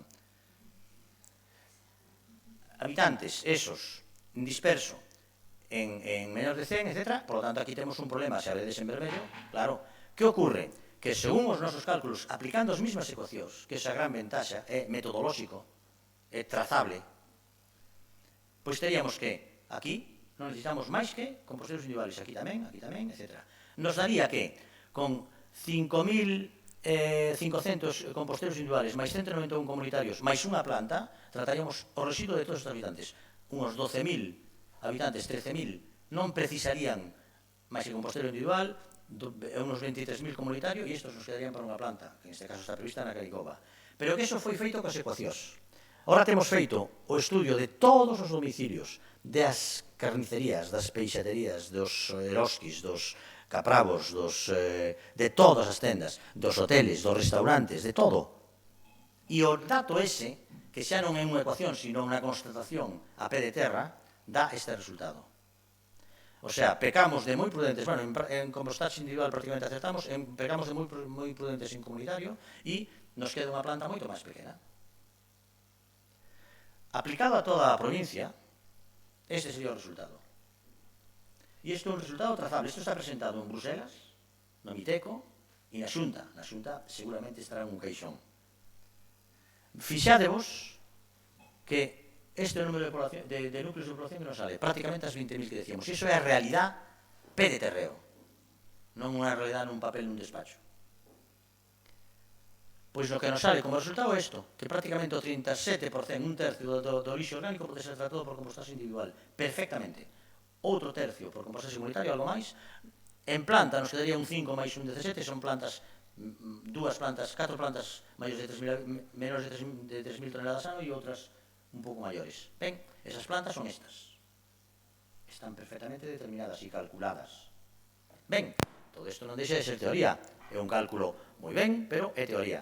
Vamos a ver que pasa.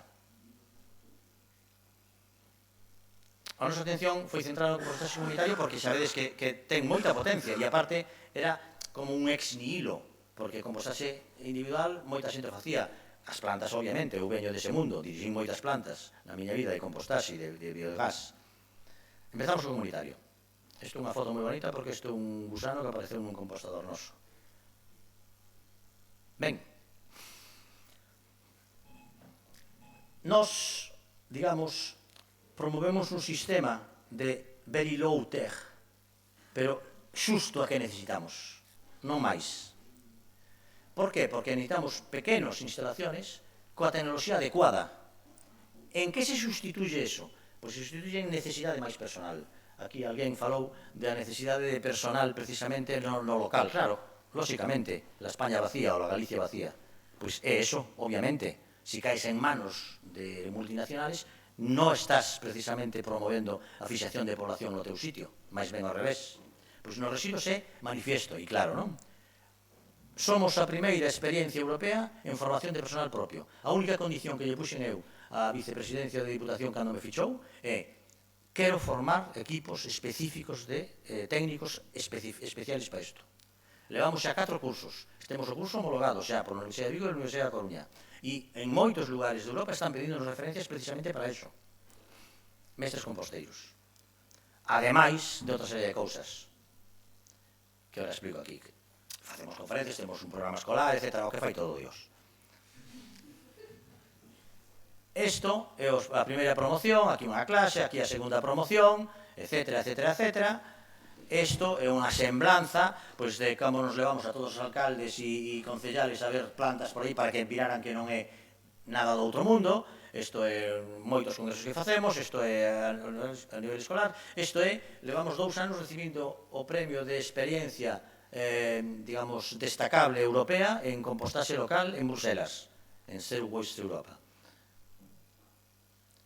E para que tanto traballo?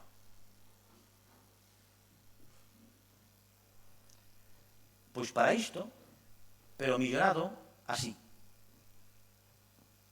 O sea, este círculo, que xa sería un avance espectacular no status quo actual en Galicia e en España, é así. Estamos en economía circular, pero o círculo é cativo. Por qué? Porque é local. Non pode ser grande. Non debe ser grande. O sea, estamos aí.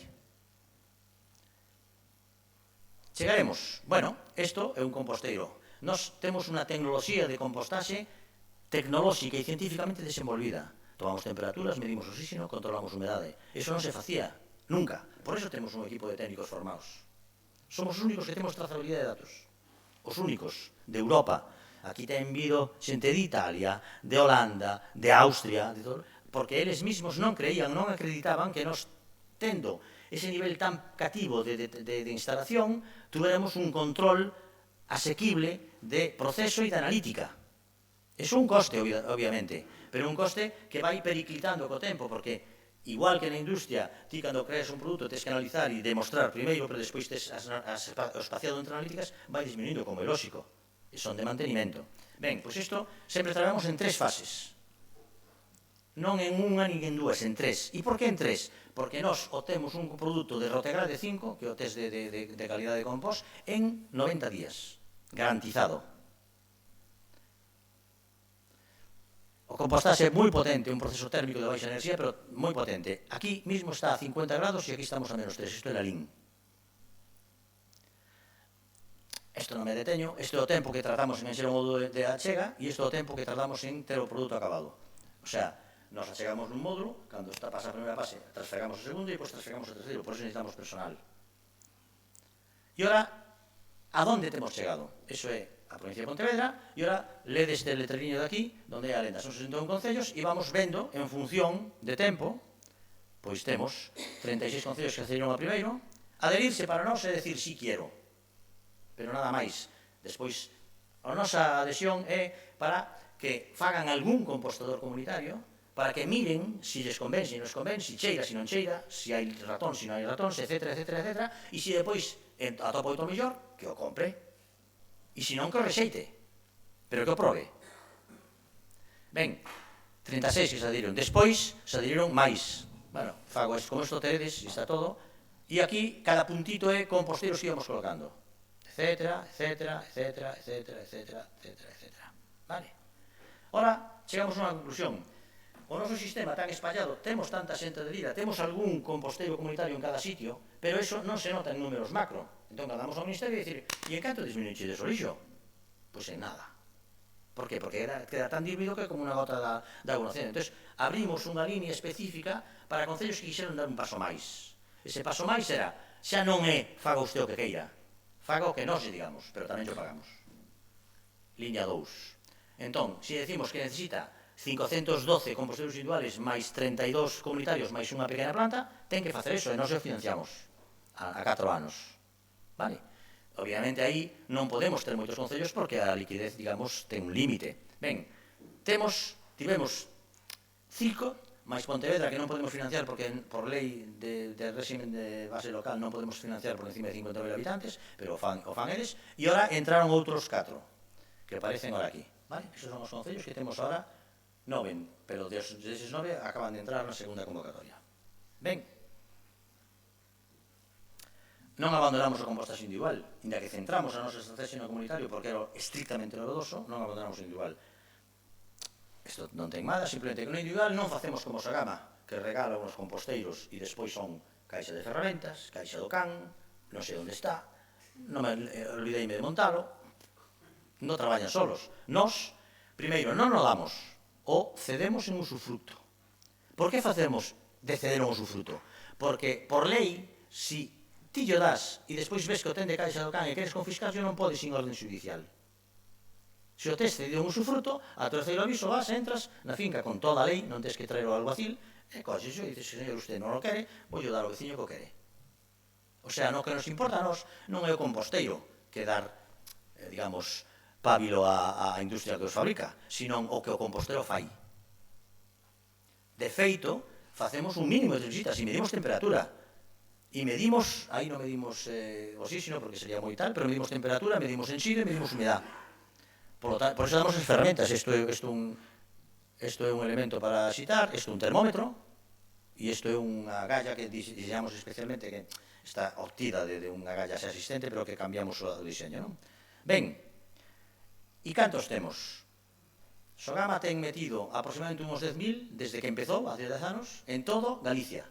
Nos estamos ahora mismo, isto é datos de peche do primeiro semestre deste ano, estamos ahora nos 5.500 montados, xa, só na provincia de Pontevedra. E esperamos chegar aos 10.000, no, aos 15.000 a finales do ano 20, superando a todo do demais de Galicia. E todos funcionando, porque se non funcionan, os requisamos. E isto serían o que se montou mes a mes e o que se está montado en total. E estos son os comunitarios. Estos son as visitas. Isto é importante realmente, porque o que importa é que o elemento funcione. Non que haya elemento, sino que o elemento traballe. E como traballa? Hai que educar, hai que vigilar, hai que corregir, hai que reñir, de vez en cando, e hai que axudar. Pois mira, temos países que temos, isto tamén está fechado ese primeiro semestre tal, temos esas visitas, máis de 9.000 visitas. Visitas reales. Reales non quere dicir que non sean republicanas. Visitas que de verdad vamos. Entonces aí medimos temperatura, corregimos tal, e reportamos ese dato e o subimos a unha nube que vai directamente ahora mismo a Miteco, e non vai a Xunta porque a Xunta non a quere. Pero sí vai a Miteco e vai a Bruselas. Bueno, temos dividido en 3 zonas, etc. E tanto traballo, temos algún resultado aparte de poñer todo eso? Ben. Números reales. Nós somos técnicos ou científicos. Non somos ni ecologistas, o podemos ser, tamén, pero non somos ecologistas, non somos políticos, non somos de ningún partido, nunca mirei unha bacteria que tuvera unha barra así azul que para decir que era galega e que gustase máis de glutir lacón que outras cousas, non? O sea, somos científicos. Pois ben, como oficiales científicos remitimos os datos. E os datos teñen que estar cruzados. Nos cruzamos sempre os datos que publica a Xunta, os que nos obtenemos dos concellos que nos pertenecen, os que dá o Ministerio, e cruzamos. Cando non hai cruce está en vermello. Cando cruce hai dispersión. Ben, temos estes datos que aparecen aquí, por exemplo, 36.359 de toda Galicia no 2001, responde á suma de todo mes a mes. Porque temos que tamén ver mes a mes para ver a fluctuación mensual, para ver se hai estacionalidade, porque eso nos implica un dimensionamento moi diferente. O sea, facemos as cosas en serio. Ben, aí tedes os datos dos principales, temos máis, temos enseres, temos tal, pero son cativos en cantidad.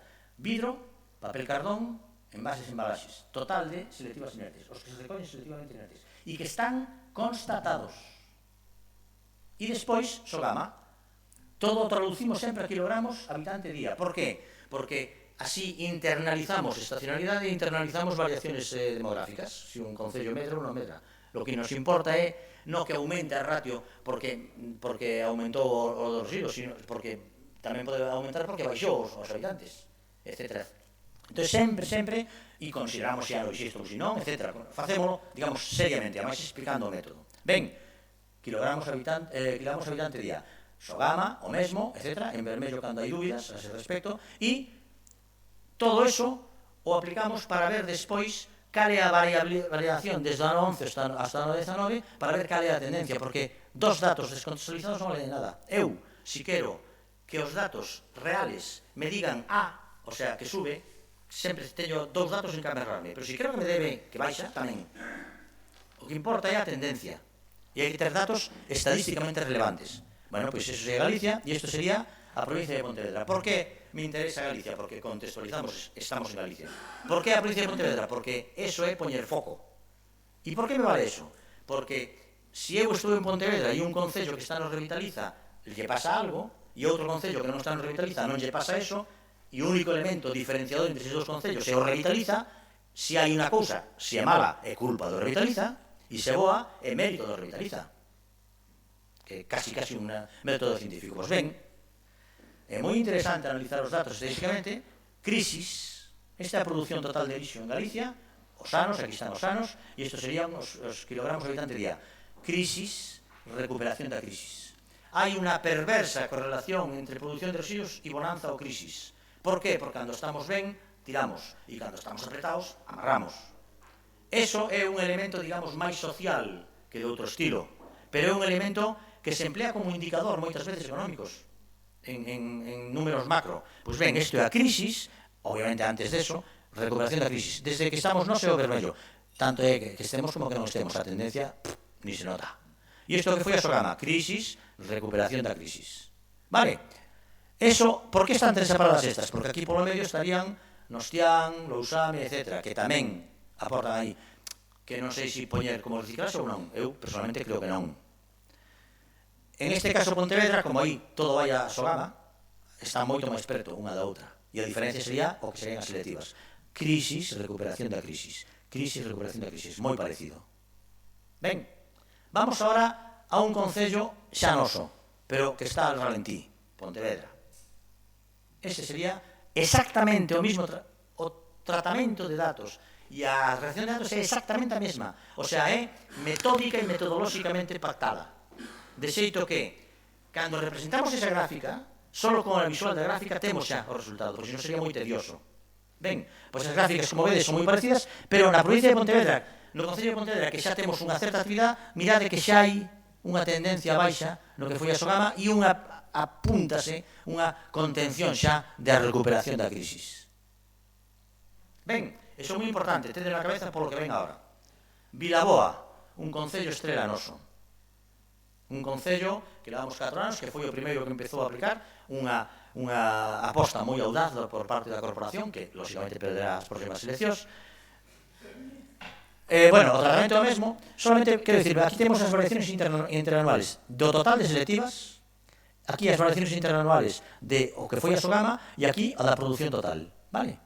En verde, cando aumentan as selectivas. Fixadevos, nós entramos no 16, 15 16, estaban a pre, menos 0,0 ou algo así, por ten, nada.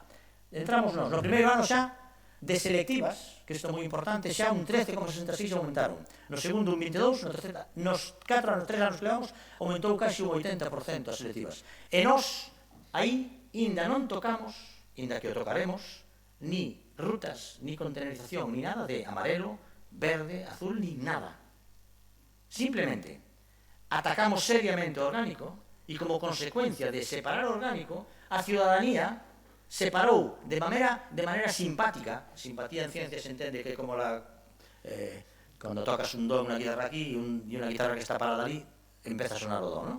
Un acoplamento que se chama en ciencia. Pois, desa maneira simpática, sin nos facer nada, están duplicando a recollida selectiva de maneira simpática, aparte de orgánica. E de Solama baixaron, aí estaban a pre prácticamente, aquí baixaron un 3%, aquí un 7% e aquí un 6,54%. Datos non concluídos porque ainda faltan varios meses deste ano, vale? 19. Aquí o mesmo, en selectiva, en total. Acordades que estamos na recuperación da crisis, todos os concellos están aumentando máis ou menos un 2% anual. Estes están baixando no 15 a 16 do 1,92, do 16 a 17 un 4 e pico, e 17 a 18 un 2 e pico. E na media total baixaron un 8. O concello de Lago, que é idéntico e que está no mismo ámbito xeográfico, está aumentando na línea de toda a provincia. Pois ben, mirade gráficamente, porque é espectacular. E estos son datos. Crisis, recuperación da crisis, revitaliza. Aquí non se nota a crisis porque habría que mirarla antes. Recuperación da crisis que se apunta aquí, revitaliza. Fixadevos a caída tan espectacular que se produce nos últimos anos. Aquí estamos no ano 11, 12, 13, 14, 15. Nos empezamos a partir de aquí, en vermello. E fixadevos que ten ocurrido cas selectivas coa que nós non temos gastado ningún can hasta ahora. Mirade, desde que estamos nós. O primeiro non se notou e mira. Ben, igual que eso, as neves. Sí, o sinto moito. O máis importante ven agora, Mondariz balneario. E ora, xa acabo, isto é o máis importante. Se nos acusa con ignorancia de que fallo revitaliza si total non se nota nos números totales. Vamos a ver se é verdad. Isto sería como evolucionaron ahora, xa non ao longo dos anos, sino como evolucionou o reciclaxe real total sumado deses tres nos concellos que estamos e nos que non estamos. Esa variación de os concellos nosos, que aquí os tedes. Vale? Fixadevos que nos entramos aquí. Mirade a tendencia era casi plana antes de nós. Esta con pequenas variaciones, pero vai subindo, esta sube nítidamente, esta claramente, e isto Pontevedra que está un pouco a ralentí. Aí ustedes.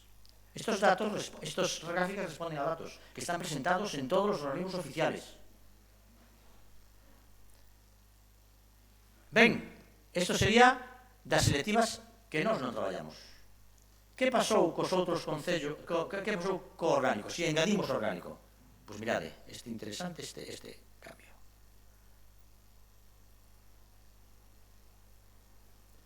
Fixadevos a evolución contando co orgánico.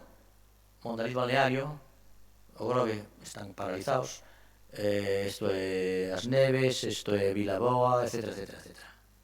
Fixadevos a diferencia. Mondariz balneario está ahora mismo un 32,38% cuantificado. Será o único concello de Galicia que cumpla o objetivo 2020. O único.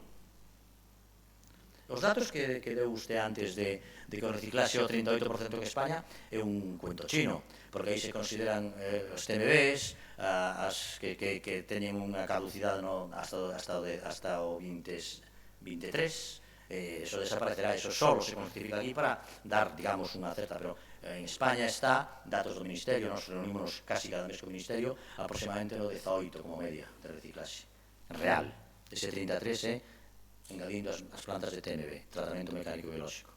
Ben, que pasa coas selectivas comparado cos outros concellos? Porque somos nosos. Pois aquí temos o que pasa cos outros concellos. A liña gruesa é a liña da media de Pontevedra. Isto é, bueno, non me lembro ahora, pero aí está. Pontevedra, media provincial, isto sería Sanxenxo e Tomiño, por poñer exemplos de vilas máis estacionales, medios estacionales. Fixadevos a diferencia, que é moi notable. Mirade a partir de aquí o que van aumentando e estes son prácticamente planos. Datos. selectivas con orgánicos xa. Esta variación e esta variación que hai dos concellos que non están no Revitaliza, como media, e que é notable. En definitiva, posto así, antes de nós, como vedes, incluso os concellos que estamos estarían prácticamente planos e os que non estamos, obviamente, despois de nós, ou desde que estamos nós,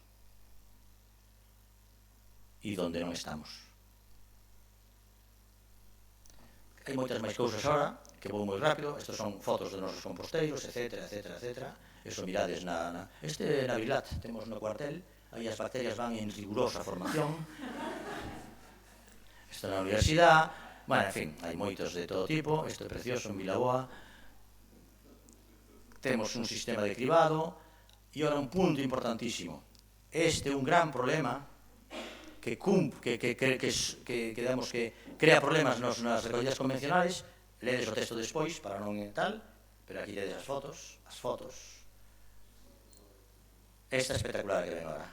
Esta é espectacular na miña aldea, como non podía ser de outra maneira. Ben, temos cuantificado que ese residuo que non aparece nas gráficas, sino que aparece en outros, é un 9,72%. E ese residuo que, o biomasa que se chama, residual, crea grandes problemas e a alto coste, pero para nós é fundamental, porque é o aporte carbonoso e a estructura para o compostaxe. Fundamental. Por eso temos un sistema de trituración, vou moi rápido, isto sería como se faría antes, isto sería como facemos, imos aí e trituramos, pero non admitimos isto. E temos un sistema de trituración a domicilio que é como unha trituroteca, en vez de unha biblioteca, unha trituroteca, de unas trituradoras moi pequenas que para compostaxe individual. O señor que ten un composteiro individual ten dereito gratuitamente a vir coller unha trituradora e triturar o seu residuo. Co que ese residuo xa non só non é colmata os competidores, sino que lle vale para estruturar o seu... Temos outra línea que é a chamada como para os enseres, para xa cando ten unha finca máis grande, trituramos, e temos eso, e para despois para grandes acumulaciones, trituradoras grandes, que o damos todo gratuitamente. Ben, que resultados temos obtido? Estos son os que están en A, composto, todo o noso composto que está en A, en cadmio, cromo, etcétera, etcétera. O único que temos un problema de zinc, e o problema de zinc, que en realidad non temos un problema, estamos en A ou en B ou en C, nada fora de normativa. A sería prácticamente agricultura ecolóxica. O zinc, o problema que as tapas son de galvanizado e coa temperatura que adquiere o compostaxe, pois resulta que nos lixivió o galvanizador. Estamos cambiándola por poliéster e están desaparecendo. Visto en números sería isto. Prácticamente xa medes en A, todo isto en B e en C. E o único que temos un problema en C pequeno en zinc. E o nitróxeno. Sempre había o movimento ecoloxista, que é asombroso en algúns aspectos, constantemente, hasta fai nada, decía que non se poñera ni carne ni peixe. Exactamente os elementos enerxéticos que permiten que a temperatura suba na compostaxe. Nos decimos, canto máis carne e máis peixe, pa aí. Por qué? Porque a clave é controlar o proceso, pero a proteína lábil é a que te permite fáciles degradaciones e permite que a enerxía suba. Por que nos importa que a enerxía suba? Porque o único punto que poden atacar a compostaxe é sanitariamente. Si ti non alcanzas durante 4 ou 5 semanas por encima de 55 grados, estás perdido, porque non higienizas o produto. Clostridium, salmonella, escherichia, estreptococos, etcétera, etcétera, etcétera. Con eso hai que ser moi serio. Pero se non lle pos carne e peixe, olvídate. E ademais, que ocorre? Pois que temos... Sí. Que temos detectado, mira, esta media de nitróxeno que temos nos no noso compost. Temos unha media dun 4%. Casi 4 puntos por ciento da media normal dun compost. Por que? Metemos proteína que nos permite funcionar moi ben e ademais que aporta nitróxeno. Bueno, aquí está, carne e peixe, canto máis mellor. E xa remato, estos son, como consecuencia, iso que ocorre? Pois este é o perfil de temperaturas, medimos a temperatura, este é o perfil de llenado, isto sería o enchido, con un porcentaxe, esta sería a temperatura, que sería a temperatura que tamén é o mismo, e isto sería a temperatura, digamos tal. Vedes como a temperatura do proceso e a temperatura ambiental van converxendo cando acaba o proceso. E deso temos un para cada sitio, para cada planta. E salmonella, isto sería Escherichia coli, fixadevos, ao límite de permitido 1000, mira, 0,000, 240, etc. E isto, pois, que hai que saber utilizar as cousas. A miña tía lle dixeron que o millor para os ratos era un gato. E entonces dixo, pues nada, alabou. E isto é unha ciudadana mal informada, isto é un composteiro mal utilizado, e isto é un residuo orgánico acolloado. Gracias. Gracias, Carlos.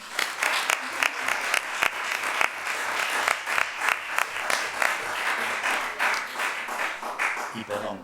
Como vedes, é un home moi sabio, con moitísima experiencia, cun proxecto moi interesante, con moitas cifras, con moitos números, verdade, que requeriría seguro de moito máis tempo para explicarlo con toda a súa fondura.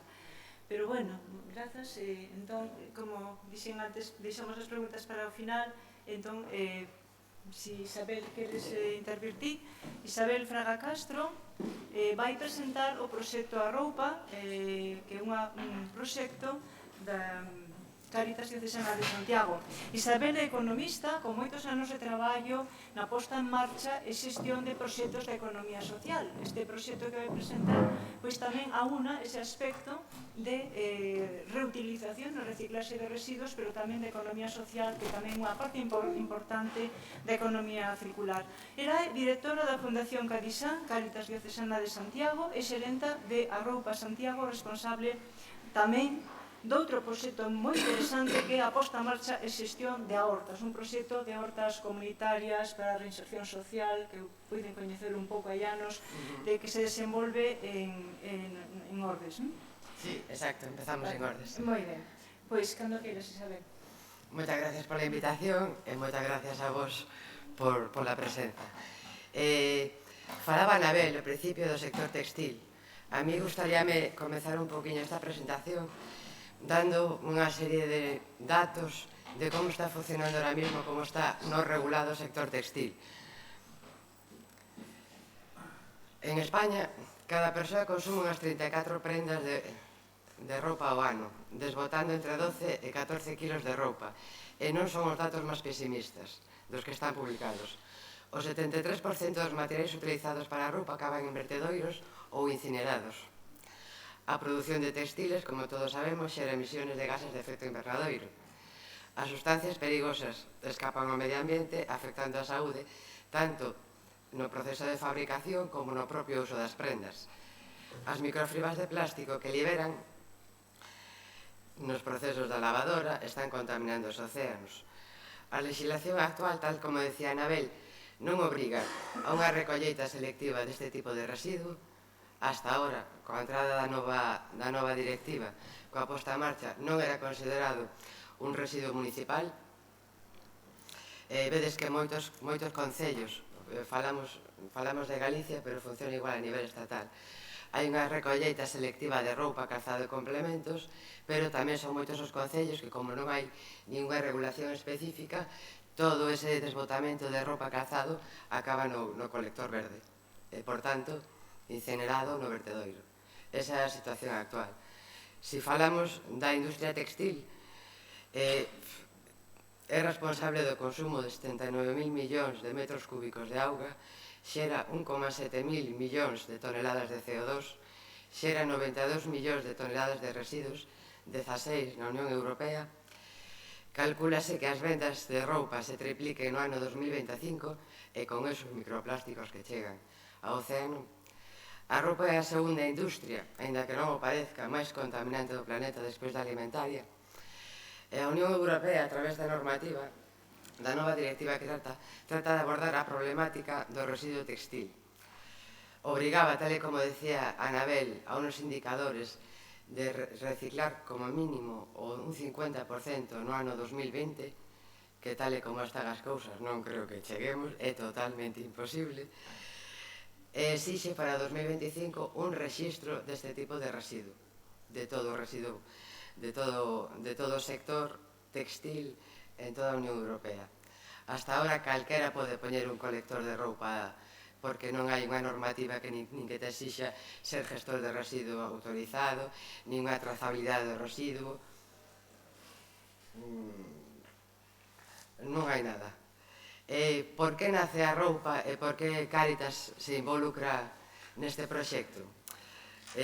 Históricamente, todos sabedes que as empresas que traballamos na economía social somos as principales receptores de doazóns de roupa alimentos e outro tipo de dazóns, pero tamén de roupa para, a su vez, a través dos rouperos parroquiales, prestar ese servicio ás persoas máis vulnerables, ás persoas que máis os necesitan. Entón, Cáritas tratou de hacer unha forte aposta pola sustentabilidade.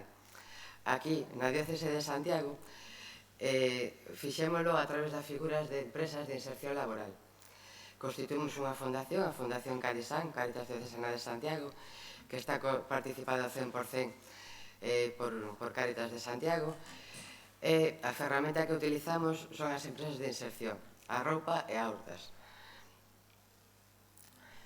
A Fundación Cadisan, o seu obxectivo é a asistencia social, é o fomento da economía social e a promoción de atención ás persoas que están en risco de exclusión social, en situación ou en risco de exclusión social. Cal é a actividade fundacional? Promover a creación precisamente de empresas de inserción laboral, como ferramenta de desenvolvemento sustentable, traballando nos eidos económicos, ecolóxico e social.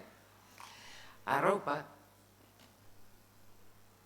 como obxecto social, realmente ten a incorporación ao mercado laboral de persoas en situación ou risco de exclusión social, acompañándolas durante todo o proceso de contratación cunha formación e cubrindo necesidades específicas, co obxectivo final de incorporarlos ao mercado ordinario. Cal é a actividade que nos permite cumprir este obxectivo? Os servicios medioambientais. Facemos recollida de residuos, clasificación, valorización e sensibilización medioambiental. Comerciamos tanto polo xunto ao residuo textil como polo miúdo nas 3 tendas que temos abertas nas cidades de Pontevedra, Santiago e Coruña. Facemos xestión de entrega social nas cidades onde estamos implantados. O que fixemos é sustituir os antigos rouperos parroquiais en Santiago, Coruña e Pontevedra e facer unha entrega social nas tendas, de forma que as parroquias ou as cáritas parroquiais emiten un vale á persoa que o necesita, esa persona vai á propia tenda como un cliente normal a canxear as prendas por roupa. E facemos proxectos formativos de orientación e intermediación laboral.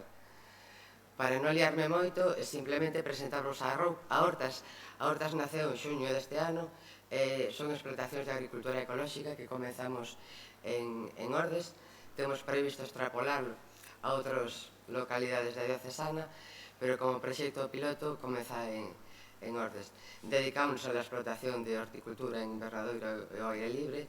Trátase tamén de dar emprego a persoas en risco de exclusión social, pero máis dedicado non á reinserción na empresa ordinaria propiamente dita, sino a enseñar unha profesión para que as persoas se convertan en autónomos e axudarlles a producir con posterioridade. E tamén, como decía Carlos, a poboación xa sabemos como está en Galicia. O arzobispado ten moitísimo terreno improductivo. É unha oportunidade de dar formación e de xerar recursos para tratar de que non se de poboaciones máis esos núcleos. Requisitos de unha empresa de inserción. Moi rapidamente, porque supoño que moi pocas persoas coñecen o que é unha empresa de inserción. Ten que estar obligatoriamente constituída por unha entidade sin ánimo de lucro, como mínimo un 51%, ten que, durante todo o proceso de contratación das persoas en risco de exclusión social, que non é algo que decíamos nós, sino os servicios sociais e o servicio de inclusión da Xunta, temos que darles unha formación dirixida a aprendizaxe, unha adquisición de hábitos sociais de traballo e un acompañamento en todo o proceso de adaptación social. No noso caso, o 88,3% do cadro de persoal son persoas en exclusión social con contrato de inserción. A lei só obliga a un 30%. É moi importante, son entidades sin ánimo de lucro. Por lei, o 100% dos resultados dos posibles beneficios teñen que reinvertirse ou ben nas mesmas estruturas productivas para xerar novos postos de traballo ou na entidade promotora, que neste caso é a Fundación Cadisan, para constituir novas empresas de inserción. Por que nace a roupa? Por lo que falábamos antes. E tamén relacionado co que comentaba Carlos. Nas épocas de crisis guardamos todo. Nas épocas de bonanza desbotamos, cambiamos toda a roupa, centrándonos xa simplemente na toma da roupa. Desde hai 10-15 anos o low cost que comentaba Anabel é unha locura. Non sei cantas prendas, hai moitísimas prendas de roupa que nos chegan a nos etiquetadas, totalmente novas, sin usos. É unha locura, estamos todos tolos. A verdade é que aposta por a industria textil, por esa falta de regulación tamén, por a falta de responsabilidade do produtor que comentaba Anabel, pon no mercado modas trimestrales, como decía, ahora se le va a pantalón para... Hai moitísimas campañas trimestrales en tendas que obligan a obsolescencia casi mensuales, semanales, roupa de baixísima calidad, moitísimas prendas de roupa fabricadas con materiales que non son reciclables, que o único fin que teñen é a valorización. Como non se establezca unha regulación que empece polo propio produtor e termine na consciencia nosa como consumidores, non sei que vai pasar con este sector. De feito, eu tiño dato de que o 50% da roupa destas marcas así de fast fashion, H&M, etc., acaba no lixo en menos dun ano. O 50%, a nivel máis salvajado. A nos temos feito a proba, marcas de Inditex, H&M, todas estas marcas industrias que tienen marcas baratas, nos recollemos durante todo o ano roupa. Clasificamos, valorizamos en planta. Roupa que sabemos, porque tratamos de seguir as modas, porque temos as tendas, de tratar de levar as tendas a roupa máis actualizada. Sabemos que unha moda que saliu no mes de xuño, en agosto xa non vale. Xa está na nave esa roupa. A xente xa os desbotou e xa nos chegou a nos. Pasamos a seguinte moda. Bueno, isto empezou a pasar nos roupeiros parroquiais. Antes funcionábamos toda a entrega social a través dos roupeiros. Hubo un momento en que Cáritas, na nosa diócese, comentarvos que este non é un proxecto de Cáritas diocesana de Santiago, é un proxecto de Cáritas a nivel mundial, prácticamente, sobre todo en Europa e a nivel español. Hai máis de 100 empresas como esta, de maiores dimensiones, unha dimensión máis reducida, pero que estamos traballando no mesmo sector. Por qué? Porque somos os principales receptores de donaciones de roupa. Eso antes tratábamos de buscar sempre unha salida, porque sempre había personas as que lle podías facer chegar esos kilos de roupa que chegaban a esas personas necesitadas. Foi tal o volumen de roupa que se empezou a xenerar que os roupeiros estaban totalmente desbordados. Había máis excedente que entrega social nos roupeiros. Como non existe regulación, que se facía con ese excedente? Darlle a calquer operador que houbera no mercado para evitar un problema, para sacar o problema de encima. Esa é a realidade. Por eso, a nivel de Cáritas Española, se nos impulsou a todos para que puxéramos en marcha este tipo de proxectos e convertirnos en xestores de residuos e tratar de garantizar, pois tamén, como responsables de receptores de doazóns, tamén garantizar o donante que facemos un uso responsable desas prendas que nos fai chegar. Descoñecíamos o código ético, moitos sabedes como funciona esta industria, está sen regular, a maioría da roupa acababa ou acaba en mercados ilegales, por exemplo en Marrocos, pasados por mulas, e así sigue pasando, mentras non se regule de outra forma, mentras todo o mundo poda recoller e vender roupa de segunda man. Entonces houve unha forte aposta institucional, non só en Cáritas Santiago, sino a nivel español, de posta en marcha de iniciativas que procuraran un desenvolvemento sustentable. Como decía Anabel antes, sustentable económicamente, con un compromiso de prácticas económicamente rendibles, éticamente xustas, rexidas por criterios de responsabilidade social e ambiental. E cunha sustentabilidade ambiental apostando pola necesidade dunha administración eficiente e racional no uso dos recursos naturais. E, lóxicamente, cun compromiso coas ETRs que nos atrevémonos a incluir dúas máis: regular porque por lo menos neste sector non hai regulación, é reinsertar por la parte que nos toca cos colectivos máis vulnerables.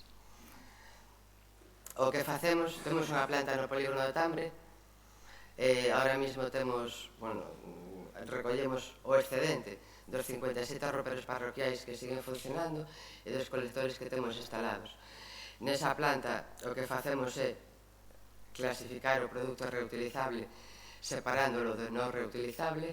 O non reutilizable só ten como salida unha planta de reciclaxe e son moi poucos os componentes que realmente podemos levar a unha planta de reciclaxe ou un xestor integral de residuos. Nos fixemos a proba. Tamén nos vale a valorización enerxética. Non somos capaces.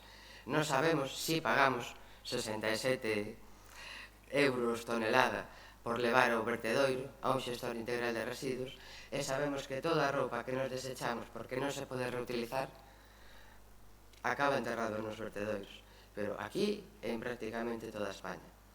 Tratamos de conseguir con Sogama que nos recibira roupa. Sogama non ten capacidade de planta, aparte, que había un problema porque teóricamente só pode recoller residuos municipais. Eso parece ser que sí, se podía solventar, pero a capacidade da planta non dá para as toneladas de roupa que diariamente chegan aos vertedoiros, porque non somos o único operador que está neste territorio, hai outros operadores, xa os coñecedes. Entonces, entre todos, a cantidad de residuo textil que non se pode reutilizar e non se pode reciclar é tan elevado que a única opción só sería incinerarlo para non cabe nun vertedoiro.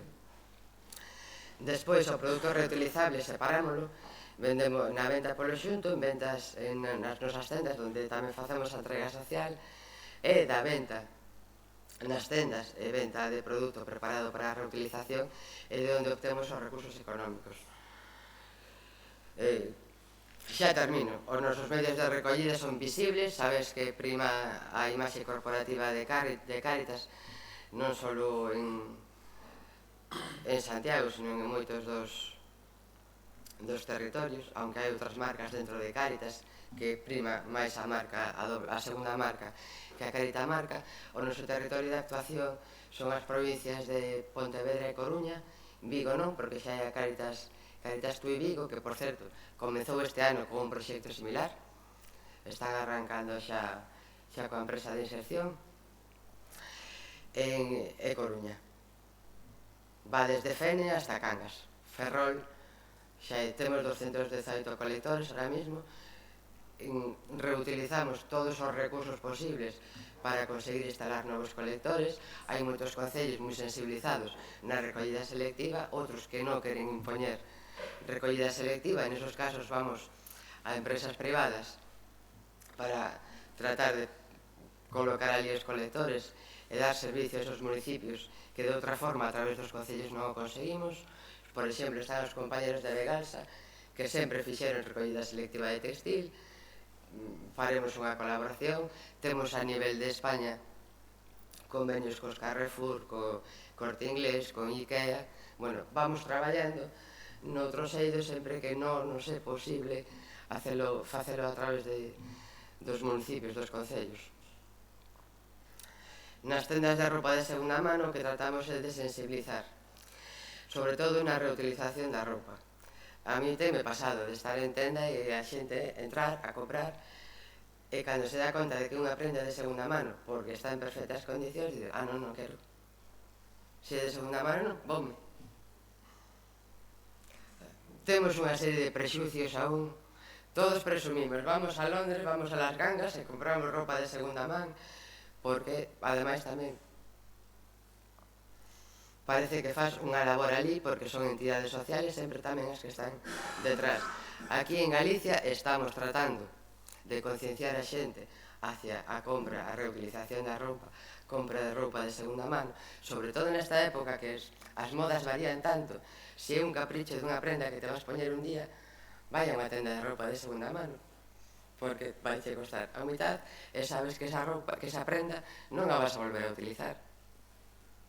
Pero seguiremos traballando para tratar de darlle unha segunda vida a toda a roupa. Ofrecemos roupa de segunda man dirixida a uns colectivos moi específicos que son as persoas con baixo poder adquisitivo, pero tamén nos chega todo tipo de roupas, de todas as marcas, de todas as calidades, de todos os precios, incluso novas con etiqueta. A entrega social que vos comentaba antes que facemos, esta nada, aproveitando para facer un pouco de publicidade, esta sería a tenda de Coruña, que está en Fernando Macías, esta é a tenda de Pontevedra, como vedes a campaña que facemos esta foi a campaña que fixemos o ano pasado, xusto antes de Navidades. Recicla revestindo, coñeces o textil circular, recicla, reutiliza e reinserta, que é a nosa R adicional. Esta é a de Santiago, que estamos en Casas Reais, e aproveitando a semana na que está, pois solidarizámonos coa causa que aparece nos escaparates. En números, sabemos que somos un proxecto moi pequeniño, un grado de arena en toda a industria textil que se move en España. Nos nacemos no ano 2015, en decembro. No 2016 recollemos 600 toneladas de roupa, con moi poucos medios e recursos. No 2017, 774. O ano pasado case chegamos ás 1.200 toneladas, 1.180. Este ano, hasta onte, vamos nos 1.151. Seguimos crecendo, somos 25 persoas en plantilla. Os recursos que temos son limitados, pero bueno, trataremos de chegar a todo o territorio e seguir traballando en conseguir que a xente se mentalice un pouquiño en el destino da roupa recollida. Vou ser sincera, xestor integral de residuos 22%, eso é o que acaba soterrado nos vertedoiros. Ahora mismo, coa nova normativa, a ver se no 2025, porque para o 20 xa non vai ser, conseguimos, polo menos, que se valorice enerxéticamente, que haya unha responsabilidade dos productores, que nos den outras alternativas a nivel político que hasta ahora non temos. A venta en tendas propias e entrega social é un 15% do que recollemos, a venta para a reutilización é un 42%, a doazóns a outras entidades é un 10%, porque facemos ao longo de ano moitísimas doazóns, ao Centro Penitenciario de Teixeiro, a Luanda, as Madres Franciscanas, a Cuba, bueno, facemos envíos puntuales para intentar axudar ali onde nos lo piden. E para a reciclaxe un 11%.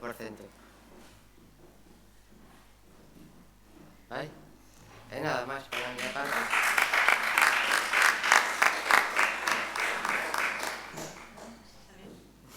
Pois imos a última intervención, onde se vai presentar as liñas de actuación de Arcodega, que é unha asociación profesional de recicladores de residuos da construción e demolición.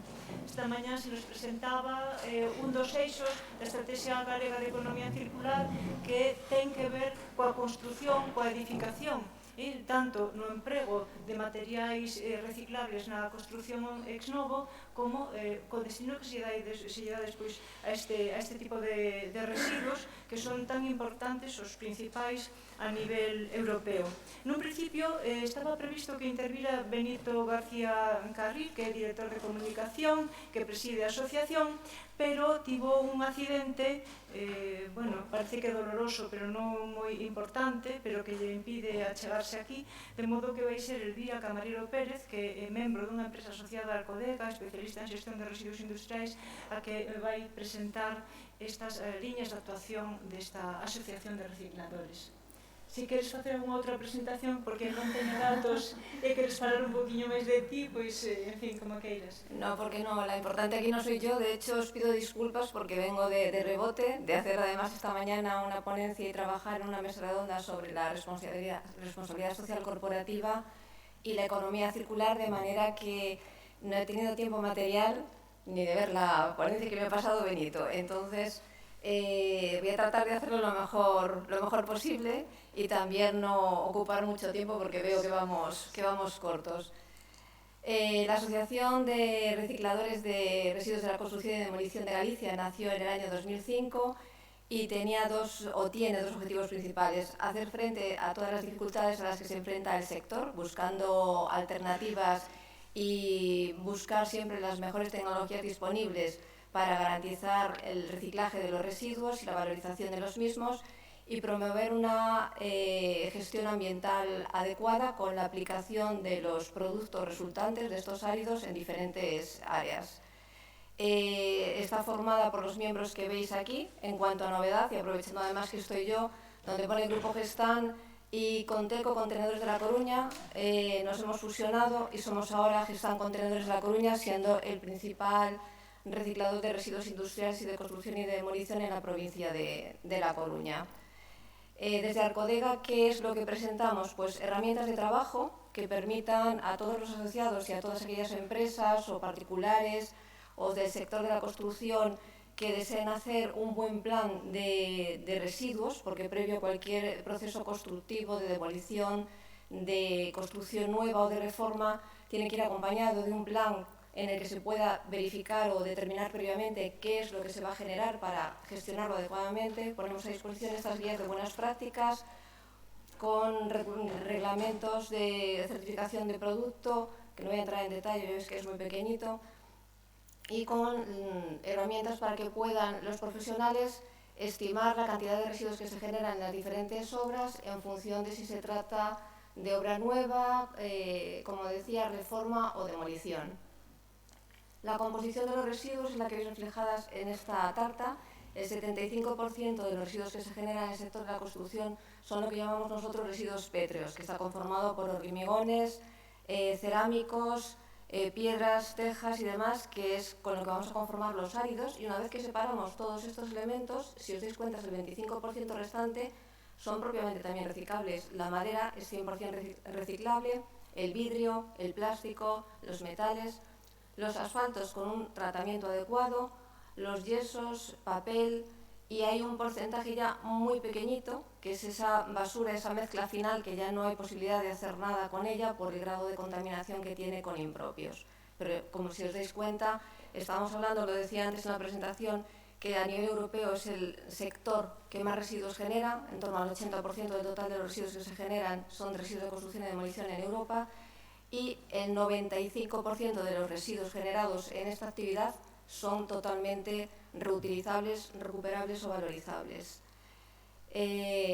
Bueno, de estas columnas lo que se representa es el porcentaje de estos residuos que hemos visto antes según sean demolición, obra nueva o rehabilitación, y la situación del sector actual es la que representa el quesito el triángulo de la izquierda, y el objetivo del 2020, que ya está aquí al lado, es el que representa el de la derecha, es decir, que sea fomentar la prevención. Cuando comentabas tu intervención antes en cuanto a la obsolescencia y a la nueva palabra, que quizás la más interesante, desde el punto de vista de la construcción también es así. Es muy importante digamos, la responsabilidad del productor, el ecodiseño, y el ecodiseño está absolutamente en todas partes. Esta mañana había un ejemplo muy gráfico, porque si has empezado hablando de los teléfonos móviles, de cómo se ensamblan todos los países que intervienen, la mano de obra barata, dónde es la extracción, digamos, inadecuada de los minerales, ya hay proyectos pensando en ese ecodiseño y en economía circular, en la reparación útil. Ahora mismo en un teléfono móvil que queramos reparar, no lo van a poder reparar porque lo único que van a poder hacer es cambiar la batería. Bueno, ya se están haciendo y diseñando teléfonos por partes que se ensamblan y que puedes quitar la batería, puedes quitar el visor de la cámara fotográfica o puedes quitar otra parte para que eso sea reutilizable. A nivel construcción es lo mismo. Si diseñamos los edificios y diseñamos una construcción pensando en cómo vamos a trabajar después, los resultados siempre van a ser mucho más positivos. Es como en la recogida selectiva: si segregamos en origen, si separamos la orgánica del resto de las fracciones, siempre vamos a conseguir mejores resultados que si lo llevamos todo mezclado. Para que os hagáis una idea de la situación del sector en Galicia, estos son los datos recogidos de los últimos años. Se han recogido más de 380.000 toneladas año y representan, en relación a la población de Galicia, un promedio de 150 kilos por habitante y año. El consumo medio de los áridos reciclados es muy inferior. aunque estamos hablando de 290.000 toneladas, la mayoría de estas toneladas, por desgracia, no van a los usos que nos gustaría que se diesen, es decir, a usos en estructuras o infraestructuras tanto públicas como privadas. La mayoría de estos áridos los utilizamos precisamente en pistas de nuestros propios vertederos para sustituir áridos naturales. En Galicia, digo sobre todo en Galicia porque es donde nos estamos hoy concentrando y donde tenemos que centrar el foco, quizá la gran diferencia con respecto a otros emplazamientos o otros países europeos que van mucho más avanzados es la disponibilidad, en este caso, de la materia prima. Los áridos de los residuos que se generan a partir de los residuos de construcción y demolición que sustituyen esta materia prima, en el caso de Galicia tenemos esta materia prima a libre disposición, casi así como decimos. En el entorno de Coruña, donde nosotros trabajamos, hay 15 canteras abiertas, trabajando en continuo. Entonces, lo que no podemos hacer es entrar en competencia, porque entonces no vamos a llegar a ningún objetivo. Entonces, la economía circular, que luego, bueno, aquí un poquito más adelante lo pone, va a ser una de nuestras principales líneas de trabajo. No voy a hablar de lo que ya he hablado antes, pero me centro en esta diapositiva de la economía circular, porque aparte de las R's que se incrementan, empezando por lo que decía de repensar, rediseñar el producto, refabricar, reparar, redistribuir, reducir, reutilizar, reciclar, a mí las dos que más me gustan son las C's, que es comunicar y cooperar. ¿Por qué? Pues ahora entro de lleno en lo que estaba empezando a decir. Nosotros queremos que esos áridos se utilicen en las obras. En sí mismos esos áridos no van a dar nunca solución, imaginaros, a una infraestructura de un vial, de una carretera, porque van a necesitar para una subbase, pues de repente en esa obra 10.000, 50.000 toneladas de aporte de áridos. No hay ningún gestor que tenga capacidad de almacenar semejante cantidad para cuando llega esa obra. Por otro lado, ahora mismo, es la realidad, los áridos los regalamos. Cuando viene una obra y nos dice, ¿tenéis árido? Sí. ¿Cuánto es? No te lo doy, porque lo que quiero es que me lo saques, porque no quiero tener aquí este espacio ocupándolo. Entonces, llega el momento de cooperar, de hablar con las canteras y decirle, mira, como no hay forma de que nosotros podamos acceder a esos pliegos y, por otro lado, por primera vez están incorporándose en los pliegos administrativos la sostenibilidad y el uso de estos áridos, trabajemos juntos. Yo, en lugar de hacerte la competencia, lo pongo a tu disposición y tú garantizas que vas a utilizar en el árido que compongas un mix en el que estén los nuestros para que se dé cumplimiento a ese porcentaje que os obliga en los pliegos, de manera que todos ganamos. Es un win-to-win en el que se cumple, trabajamos por la sostenibilidad y es un porcentaje con el que tú alargas la vida útil de tu cantera y que esquilmamos menos la naturaleza en sí mismo. Entonces, es la línea en la que estamos trabajando ahora mismo. Por lo tanto, es cambiar la jerarquía de los residuos y trabajar sobre todo desde el punto de vista de la prevención y la cooperación. Lo que os decía antes, los residuos de construcción y demolición suponen alrededor del 30% de los residuos en peso de la Unión Europea y son al 100% valorizables. Los áridos en los que mayor contribuyen a nivel europeo a la consecución de los objetivos de la economía circular, se reduce, por un lado, el consumo de recursos naturales y se genera un nuevo ciclo de vida evitando la extracción. A más, cuando hablamos de comunicación y de colaboración, juntamos todos los sectores, o sea, no solamente el ámbito empresarial o privado, no solamente la parte de las canteras, como decía, sino también la parte de formación, la parte de universidad. Son principales colaboradores a la hora de desarrollar con nosotros estructuras dentro de los hormigones que se permita verificar que cumplen las especificaciones para un uso posterior. Bueno, estos son los objetivos que están marcados, que aquí ya veis 2020 es el año que viene y están ahí y todavía no se han conseguido. Sí, por cada una de las plantas que estamos trabajando en la Asociación de Recicladores, pero supongo que todavía en las noticias estáis viendo que en Galicia aparecen puntos de vertido incontrolados. No sé si a vosotros os gusta pasar por el monte, a mí sí, tengo perro además, me lo exige ya directamente. Y por desgracia todavía cuando voy de camino por el monte me sigo encontrando con montones de vertidos incontrolados. Y lo más triste de esto es que si paso mañana y veo 4 ladrillos, paso el viernes y voy a ver 4 ladrillos más un colchón. Y luego veo 4 ladrillos más un colchón más una lavadora. Y sigo pensando, con el trabajo que lleva llevar eso hasta el monte y teniendo a disposición los puntos limpios y todo lo demás, ¿cómo es posible que eso se genere? Es una falta un poco de cultura, de compromiso, de formación. Yo creo que todos los que estamos aquí ahora mismo en el tema de plástico estamos tremendamente concienciados, porque nos lo bombardean en la televisión, lo bombardean los medios. La emergencia climática, que ya no es el cambio, es la emergencia climática, nos está poniendo en esa disyuntiva de tener que decir no uso más esto, no quiero más plásticos. Esta mañana, como pequeñito ejemplo también, una de las empresas en responsabilidad social corporativa, uno de los pasos que había dado por iniciativa de su propio personal, era el eliminar el consumo de los vasitos de plástico. Una empresa con 500 trabajadores, con que cada uno vaya a la cafetera o a lo del agua 4 veces al día, imaginaros la cantidad de vasos de plástico que llega a generar a lo largo de un año. Bueno, pues una de las soluciones que han puesto en marcha para sustituir ese residuo y ese gasto, además, por parte de la empresa, son recipientes individuales para rellenar con agua filtrada de los grifos, con lo que están cambiando y fomentando y trabajando en la economía circular todos juntos. Muchas veces, aunque estamos hablando aquí a nivel del sector de la construcción, que parece como que nos pilla a todos muy de lejos, realmente cambiar de mentalidad en pequeñas cositas a nivel individual acaba ayudándonos a todos a fomentar este tipo de cultura, tanto a nivel empresarial como a nivel social, y trabajar en pro de que eso sea realmente así. No os voy a entrar en detalle en el proceso de una planta, porque lo principal es segregar en origen, porque aunque las plantas segreguen, vamos a ver aquí las fotos ahora mismo, aparte del control en planta, una inspección visual, la descarga. Esta es la foto a la que quería llegar. O sea, aparte de todos los triajes que hay un triaje al final también manual para garantizar que no hay ningún impropio, que no se cuela después de los pasos por agua, por aire, de los ciclones, que no hay ningún plástico, ninguna madera, ningún cartón, ninguna basura en esos residuos pétreos para que los áridos sean de buena calidad. Lo más importante siempre, siempre, siempre es la segregación en origen. Si la segregación en origen es inadecuada, es mucho más complicado obtener un producto de buena calidad.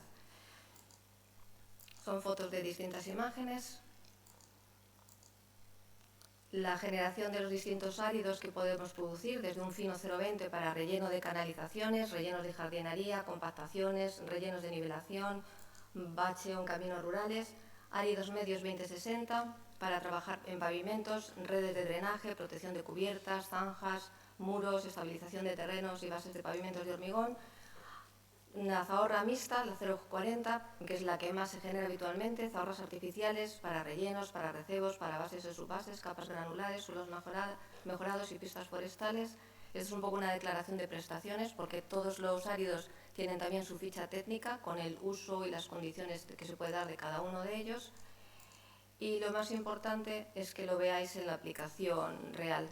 Estos son diferentes caminos de servicio con zahorra mixta 0,40, con una aplicación correcta, porque muchas veces nos llaman de un concello para solicitar árido para hacer una aplicación en un camino, y como es un árido reciclado piensan que es llegar con el camión y tirarlo y ya está. Y no, tiene exactamente el mismo compromiso y el mismo trabajo que cualquier pavimento que se hace de forma convencional. Hay que tener los mismos usos, pasar el pisón, la misma maquinaria, humectarlo y dejar en las condiciones adecuadas que requiere el camino o el uso para el que se va a dar. Otro ejemplo, un camino de servicio con zahorra mixta. Veis la foto última de margen de aquí de la izquierda, el camino ya terminado. Otro camino, rellenos con árido fino 0,20, previo a una construcción. Normalmente en muchos polígonos se utiliza también para pistas deportivas. Si veis, aquí hay varias fases. Esta de aquí es la inicial con una capa granular más gorda para garantizar el... Ay, ahora no me saldrá la palabra. Bueno, la filtración de aguas, el drenaje del terreno. Y muchísimas gracias por contar conmigo y por dejarme estar este rato con vosotros.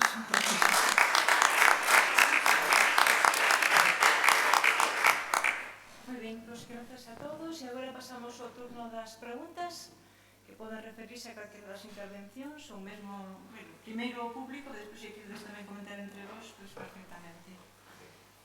Sí, María? Eu tiña unha pregunta moi breve, quería que, bueno, parabéns a todos, encantaron as presentacións, foron super claras. Agradecemos moito as vosas presentacións porque foron moi ilustrativas e claras de diferentes aspectos dos que estades a traballar. A miña pregunta vai para Isabel, con que faz referencia ese 40% de roupa que se destina a outros usos, non é a venta directa, que pensaba que sería máis a porcentaxe, sorprendeme a porcentaxe de distribución da tarta, personalmente sorprendeme muitísimo. Eu pensaba que iría moito máis destinado a venta directa, personalmente, pero despois parece que hai un 40 tanto por cento que vai a reutilización. Eu te quería preguntar que é iso de reutilización. Claro, preparación para reutilización. Nos directamente o que comentábamos antes, somos un proxecto moi pequeniño, somos 25 persoas traballando nunha planta, entran de media 6-7 toneladas de roupa diarias. É imposible que nos nin vendamos directamente prenda a prenda, porque se dispoñamos de 3 tendas e o volumen de ventas que temos en tendas é o que é. O que sí que facemos é clasificar moita parte da roupa que entra. Esa sí que se mandan doazóns a roupas propios roupeiros ou a outras entidades para reutilizar. A roupa que non nos dá tempo a clasificar a nós é a que tratamos a nivel de, digamos, de Cáritas Española. Hai 3 plantas enormes en Cáritas Española de outros proxectos, facémoslle chegar ese material para que eles que si exportan directamente, si clasifican toda a roupa, si teñen tecnología avanzada para clasificar a roupa. Entón, por eso, é pola dimensión do proxecto local.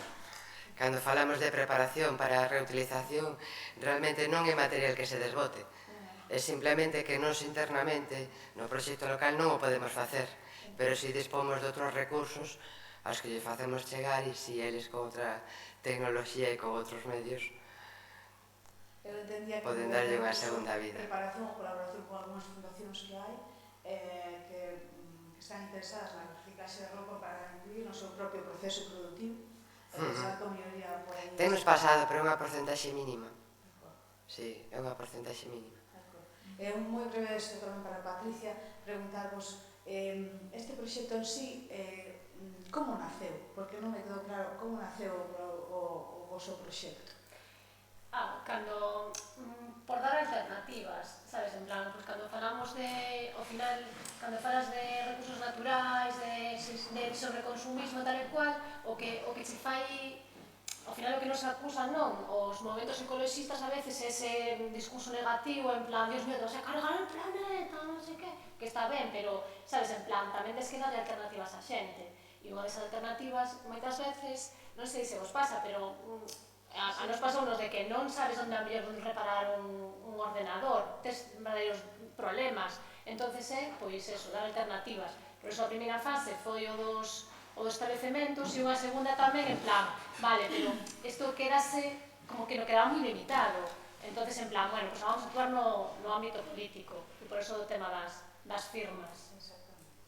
Bueno, tería moito máis que preguntaros, pero vou para aí. Moitas grazas a todos por esta que nos...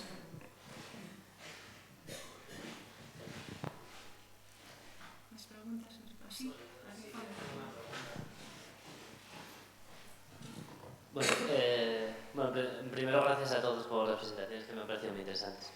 Y un tema más bien de curiosidad. Yo no sé si aquí en Santiago hay algún proyecto de compostaje comunitario, porque yo he visto aquí detrás en Galeras que hay un composteiro, pero no sé si eso se utiliza, que no gestiona, entonces me gustaría saber un poco más, no sé si alguien sabe algo. No sei se alguén o sabe. Non sei que hai, pero tampouco. Sei que hai, pero, digamos, iso montou o Concello Saliente e non sei como está agora. Pero si hai que eu saiba 8 e, sobre todo, hai un proxecto de hortas urbanas que está bastante ben, pero eu non o coñezo en detalle. O das hortas o coñezo un pouco mellor porque o levan xente que eu coñezo. Os composteiros non sei como funcionan realmente. A clave é que hai xa xente que os faga funcionar. Eles solos.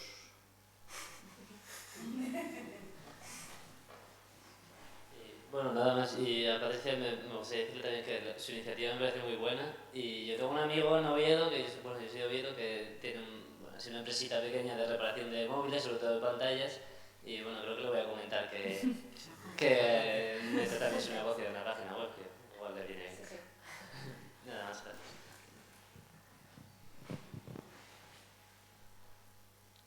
Rocío, ¿no tienes algo que preguntar en relación con... Seguro. Pues cando menos unha, veña. Para el proyecto de la ropa, claro, no sé si a lo mejor me estoy metiendo en un fregado, pero por ejemplo hay una hilaturas Ferre, no sé si los conocéis en España, es de las pocas hilaturas que quedan en España. Hilaturas Ferre tiene un proyecto que se llama Recover, que precisamente trabaja con hilo reciclado. Entonces lo que hacen es separar poliéster, algodón, y con eso vuelven a hacer hilatura. Lo que no sé y nunca supe es de dónde quitan esa primera hilatura ya usada.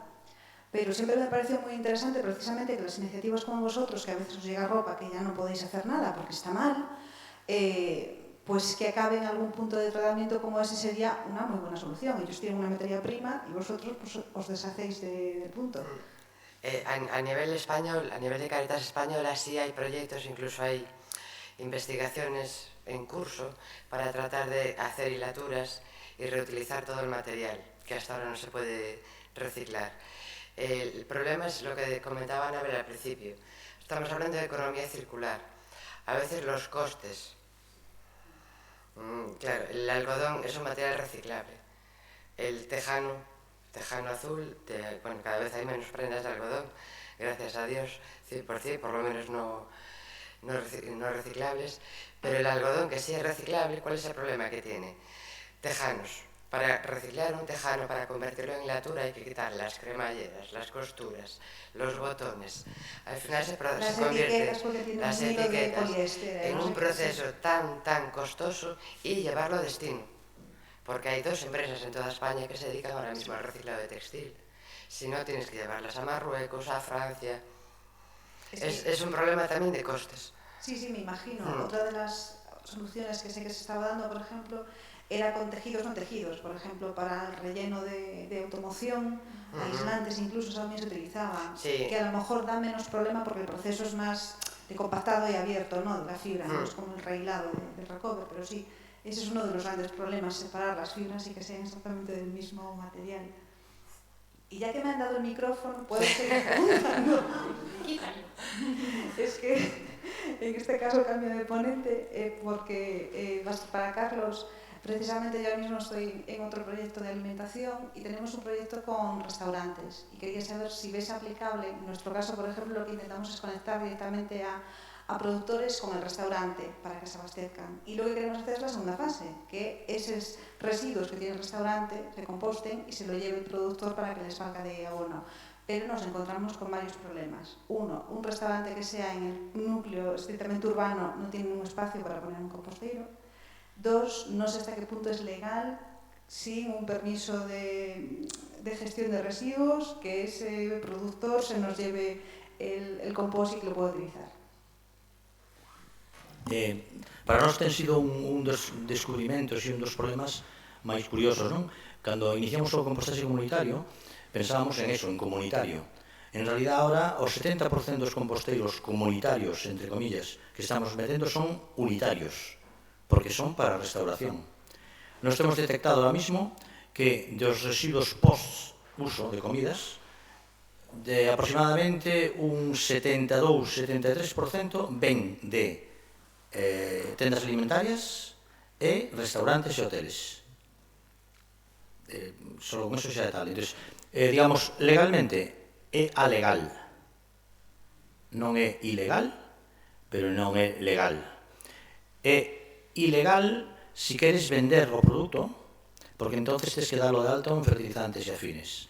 Eso é un rollo, non? Entonces, si, digamos, o Ministerio fai a vista gorda, aproveitando esta legalidade, esta alegalidade, si queda en circuito pechado, quere decir, por exemplo, non se mete compostaxe individual porque queda no propio sitio, inda que sería o máis problemático porque aí acadar regímenes térmicos de higienización é moito máis difícil, o sea que realmente, objetivamente, sería o que debería ter máis cuidado, pero non se mete con eso. Co comunitario, pois anda aí nadando e guardando a ropa, non?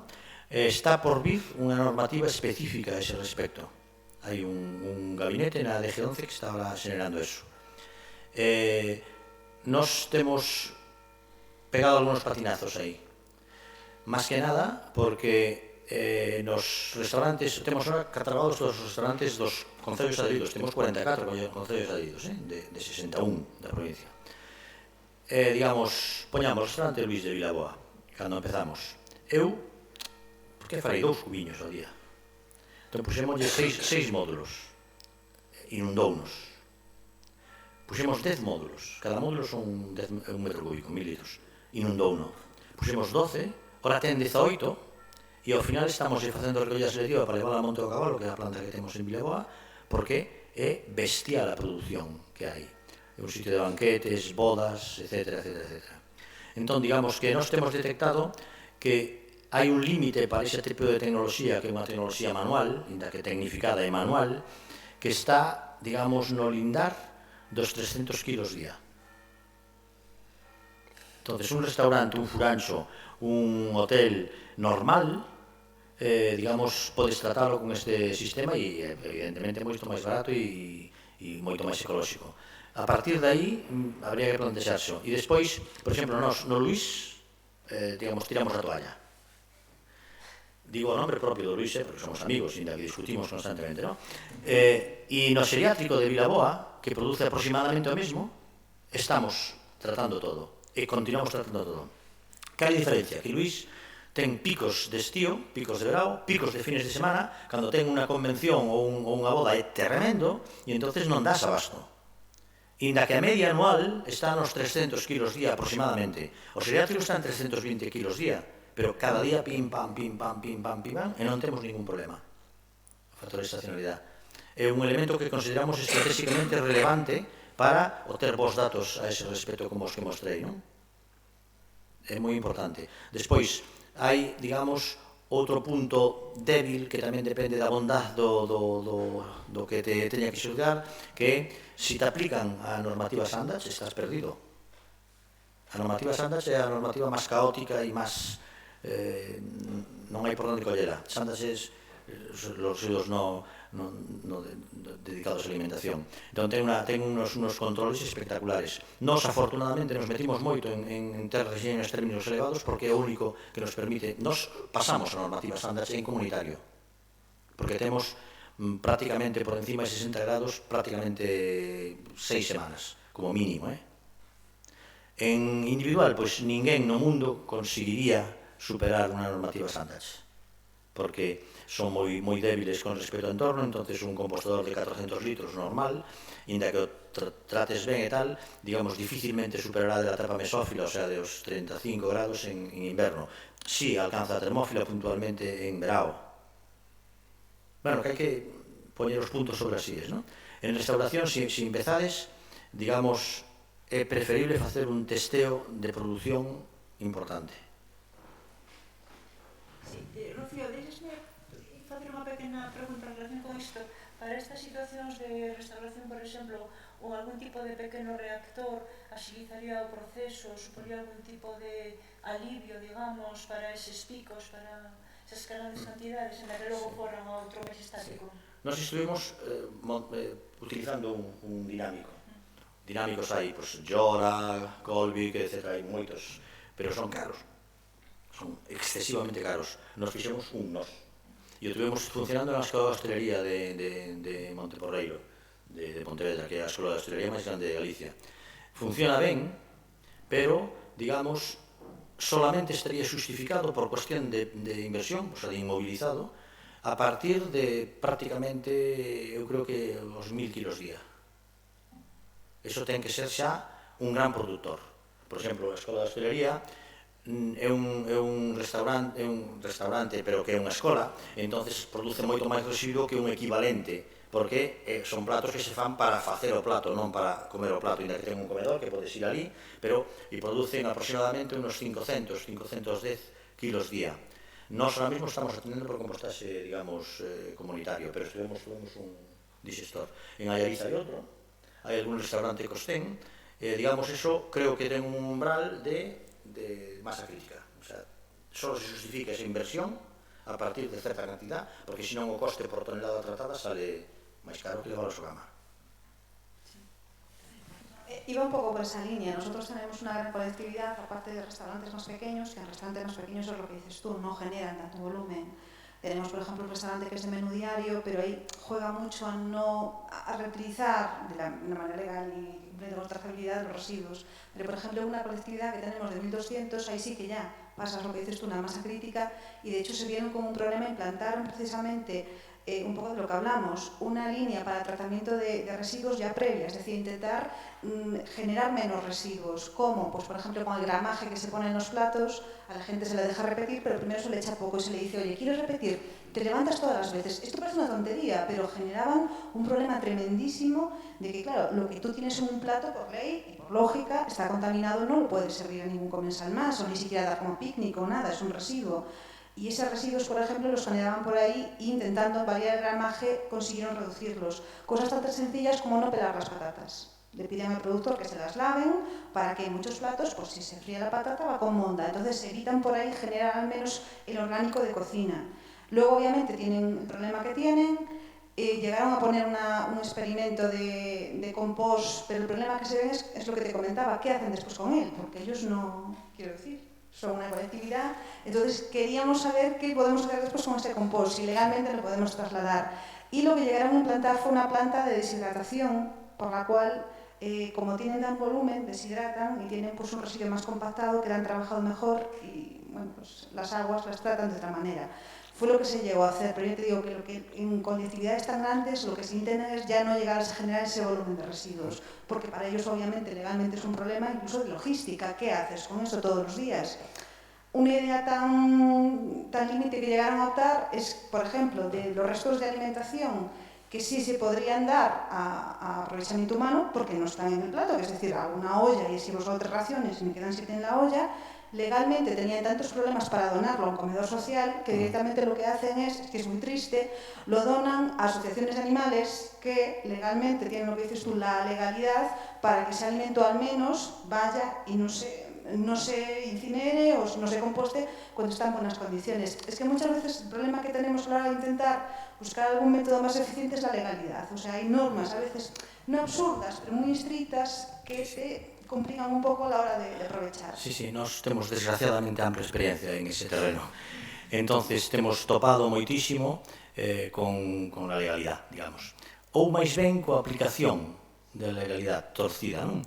Digamos que sanitariamente xogas do tipo se non alcanzas regímenes térmicos de que garantice a higienización. Ese é un target perfecto para nós, non? Ahora mismo nós, que temos xa unha produción importante de compost, somos deficitarios. O sea, temos máis demanda que oferta de compost. Nos cálculos económicos que fixemos, eu personalmente negueime a considerar retorno económico por venta de compost. O sea, que consideramos cero. Se houbera en algún momento venta, sería un añadido como que veu Papá Noel. Pero non o consideramos. Outra cousa importante é que, se se composta ben, o rendimento cribado a 10 milímetros despois de proceso está escasamente no 10%. Se se composta mal, tes 30%. Por qué? Porque o que tiña que estar consumido non se consumiu.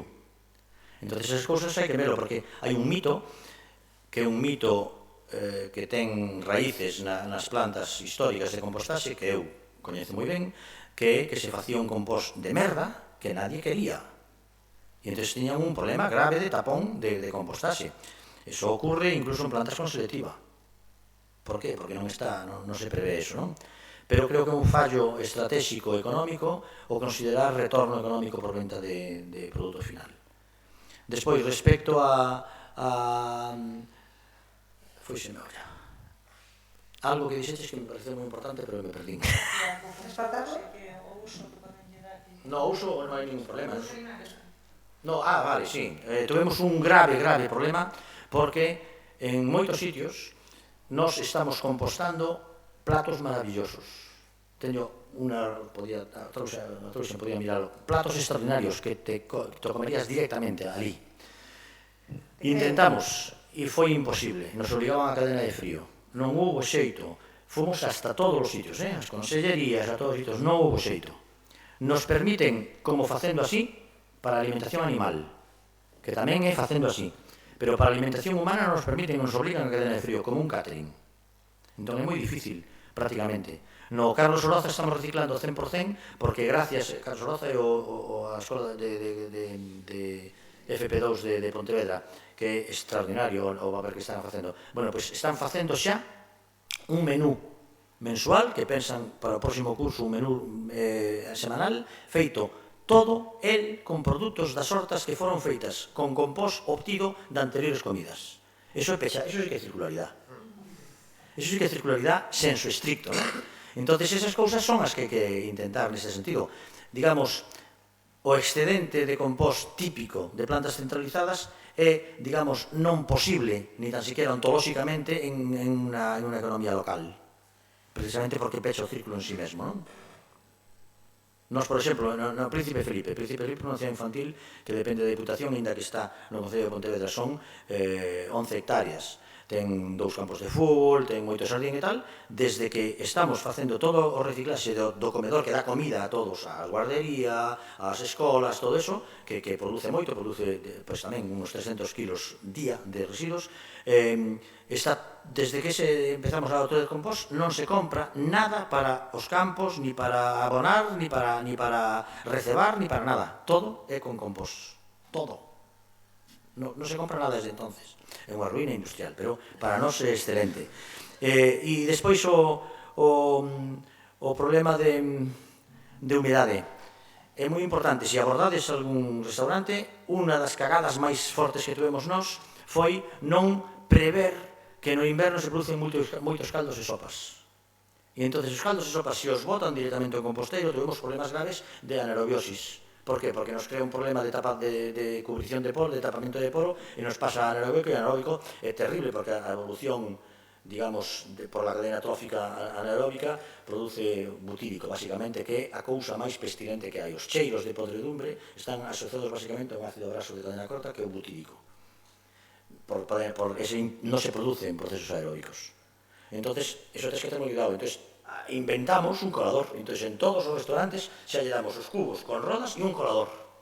Ese colador cola o líquido, ese líquido vai a augas, non vai a tal, e despois queda simplemente o resto do caldo, os fideos e tal, e iso vai a compostaxe. É unha tontería, pero hai que saber esa tontería. Se empezades, tede moito cuidado con eso, que eso é o que se me olvidaba antes. Ya estaremos en contacto. Bueno, de novo, quero facer unha pregunta relativa a isto. Hai problema de exceso de sal cando todo vai refogallo do restaurante? No, en absoluto. Ni con as algas. Alguén esta mañá dixo que había un problema de salinidade coas algas. No. Literalmente, no. Vos, cando tomades peixe marino, o tomades con sal ou sin sal? Poñedes de sal. Para comer hai que poñedes de sal. Se fora salado, non terías que poñer de sal.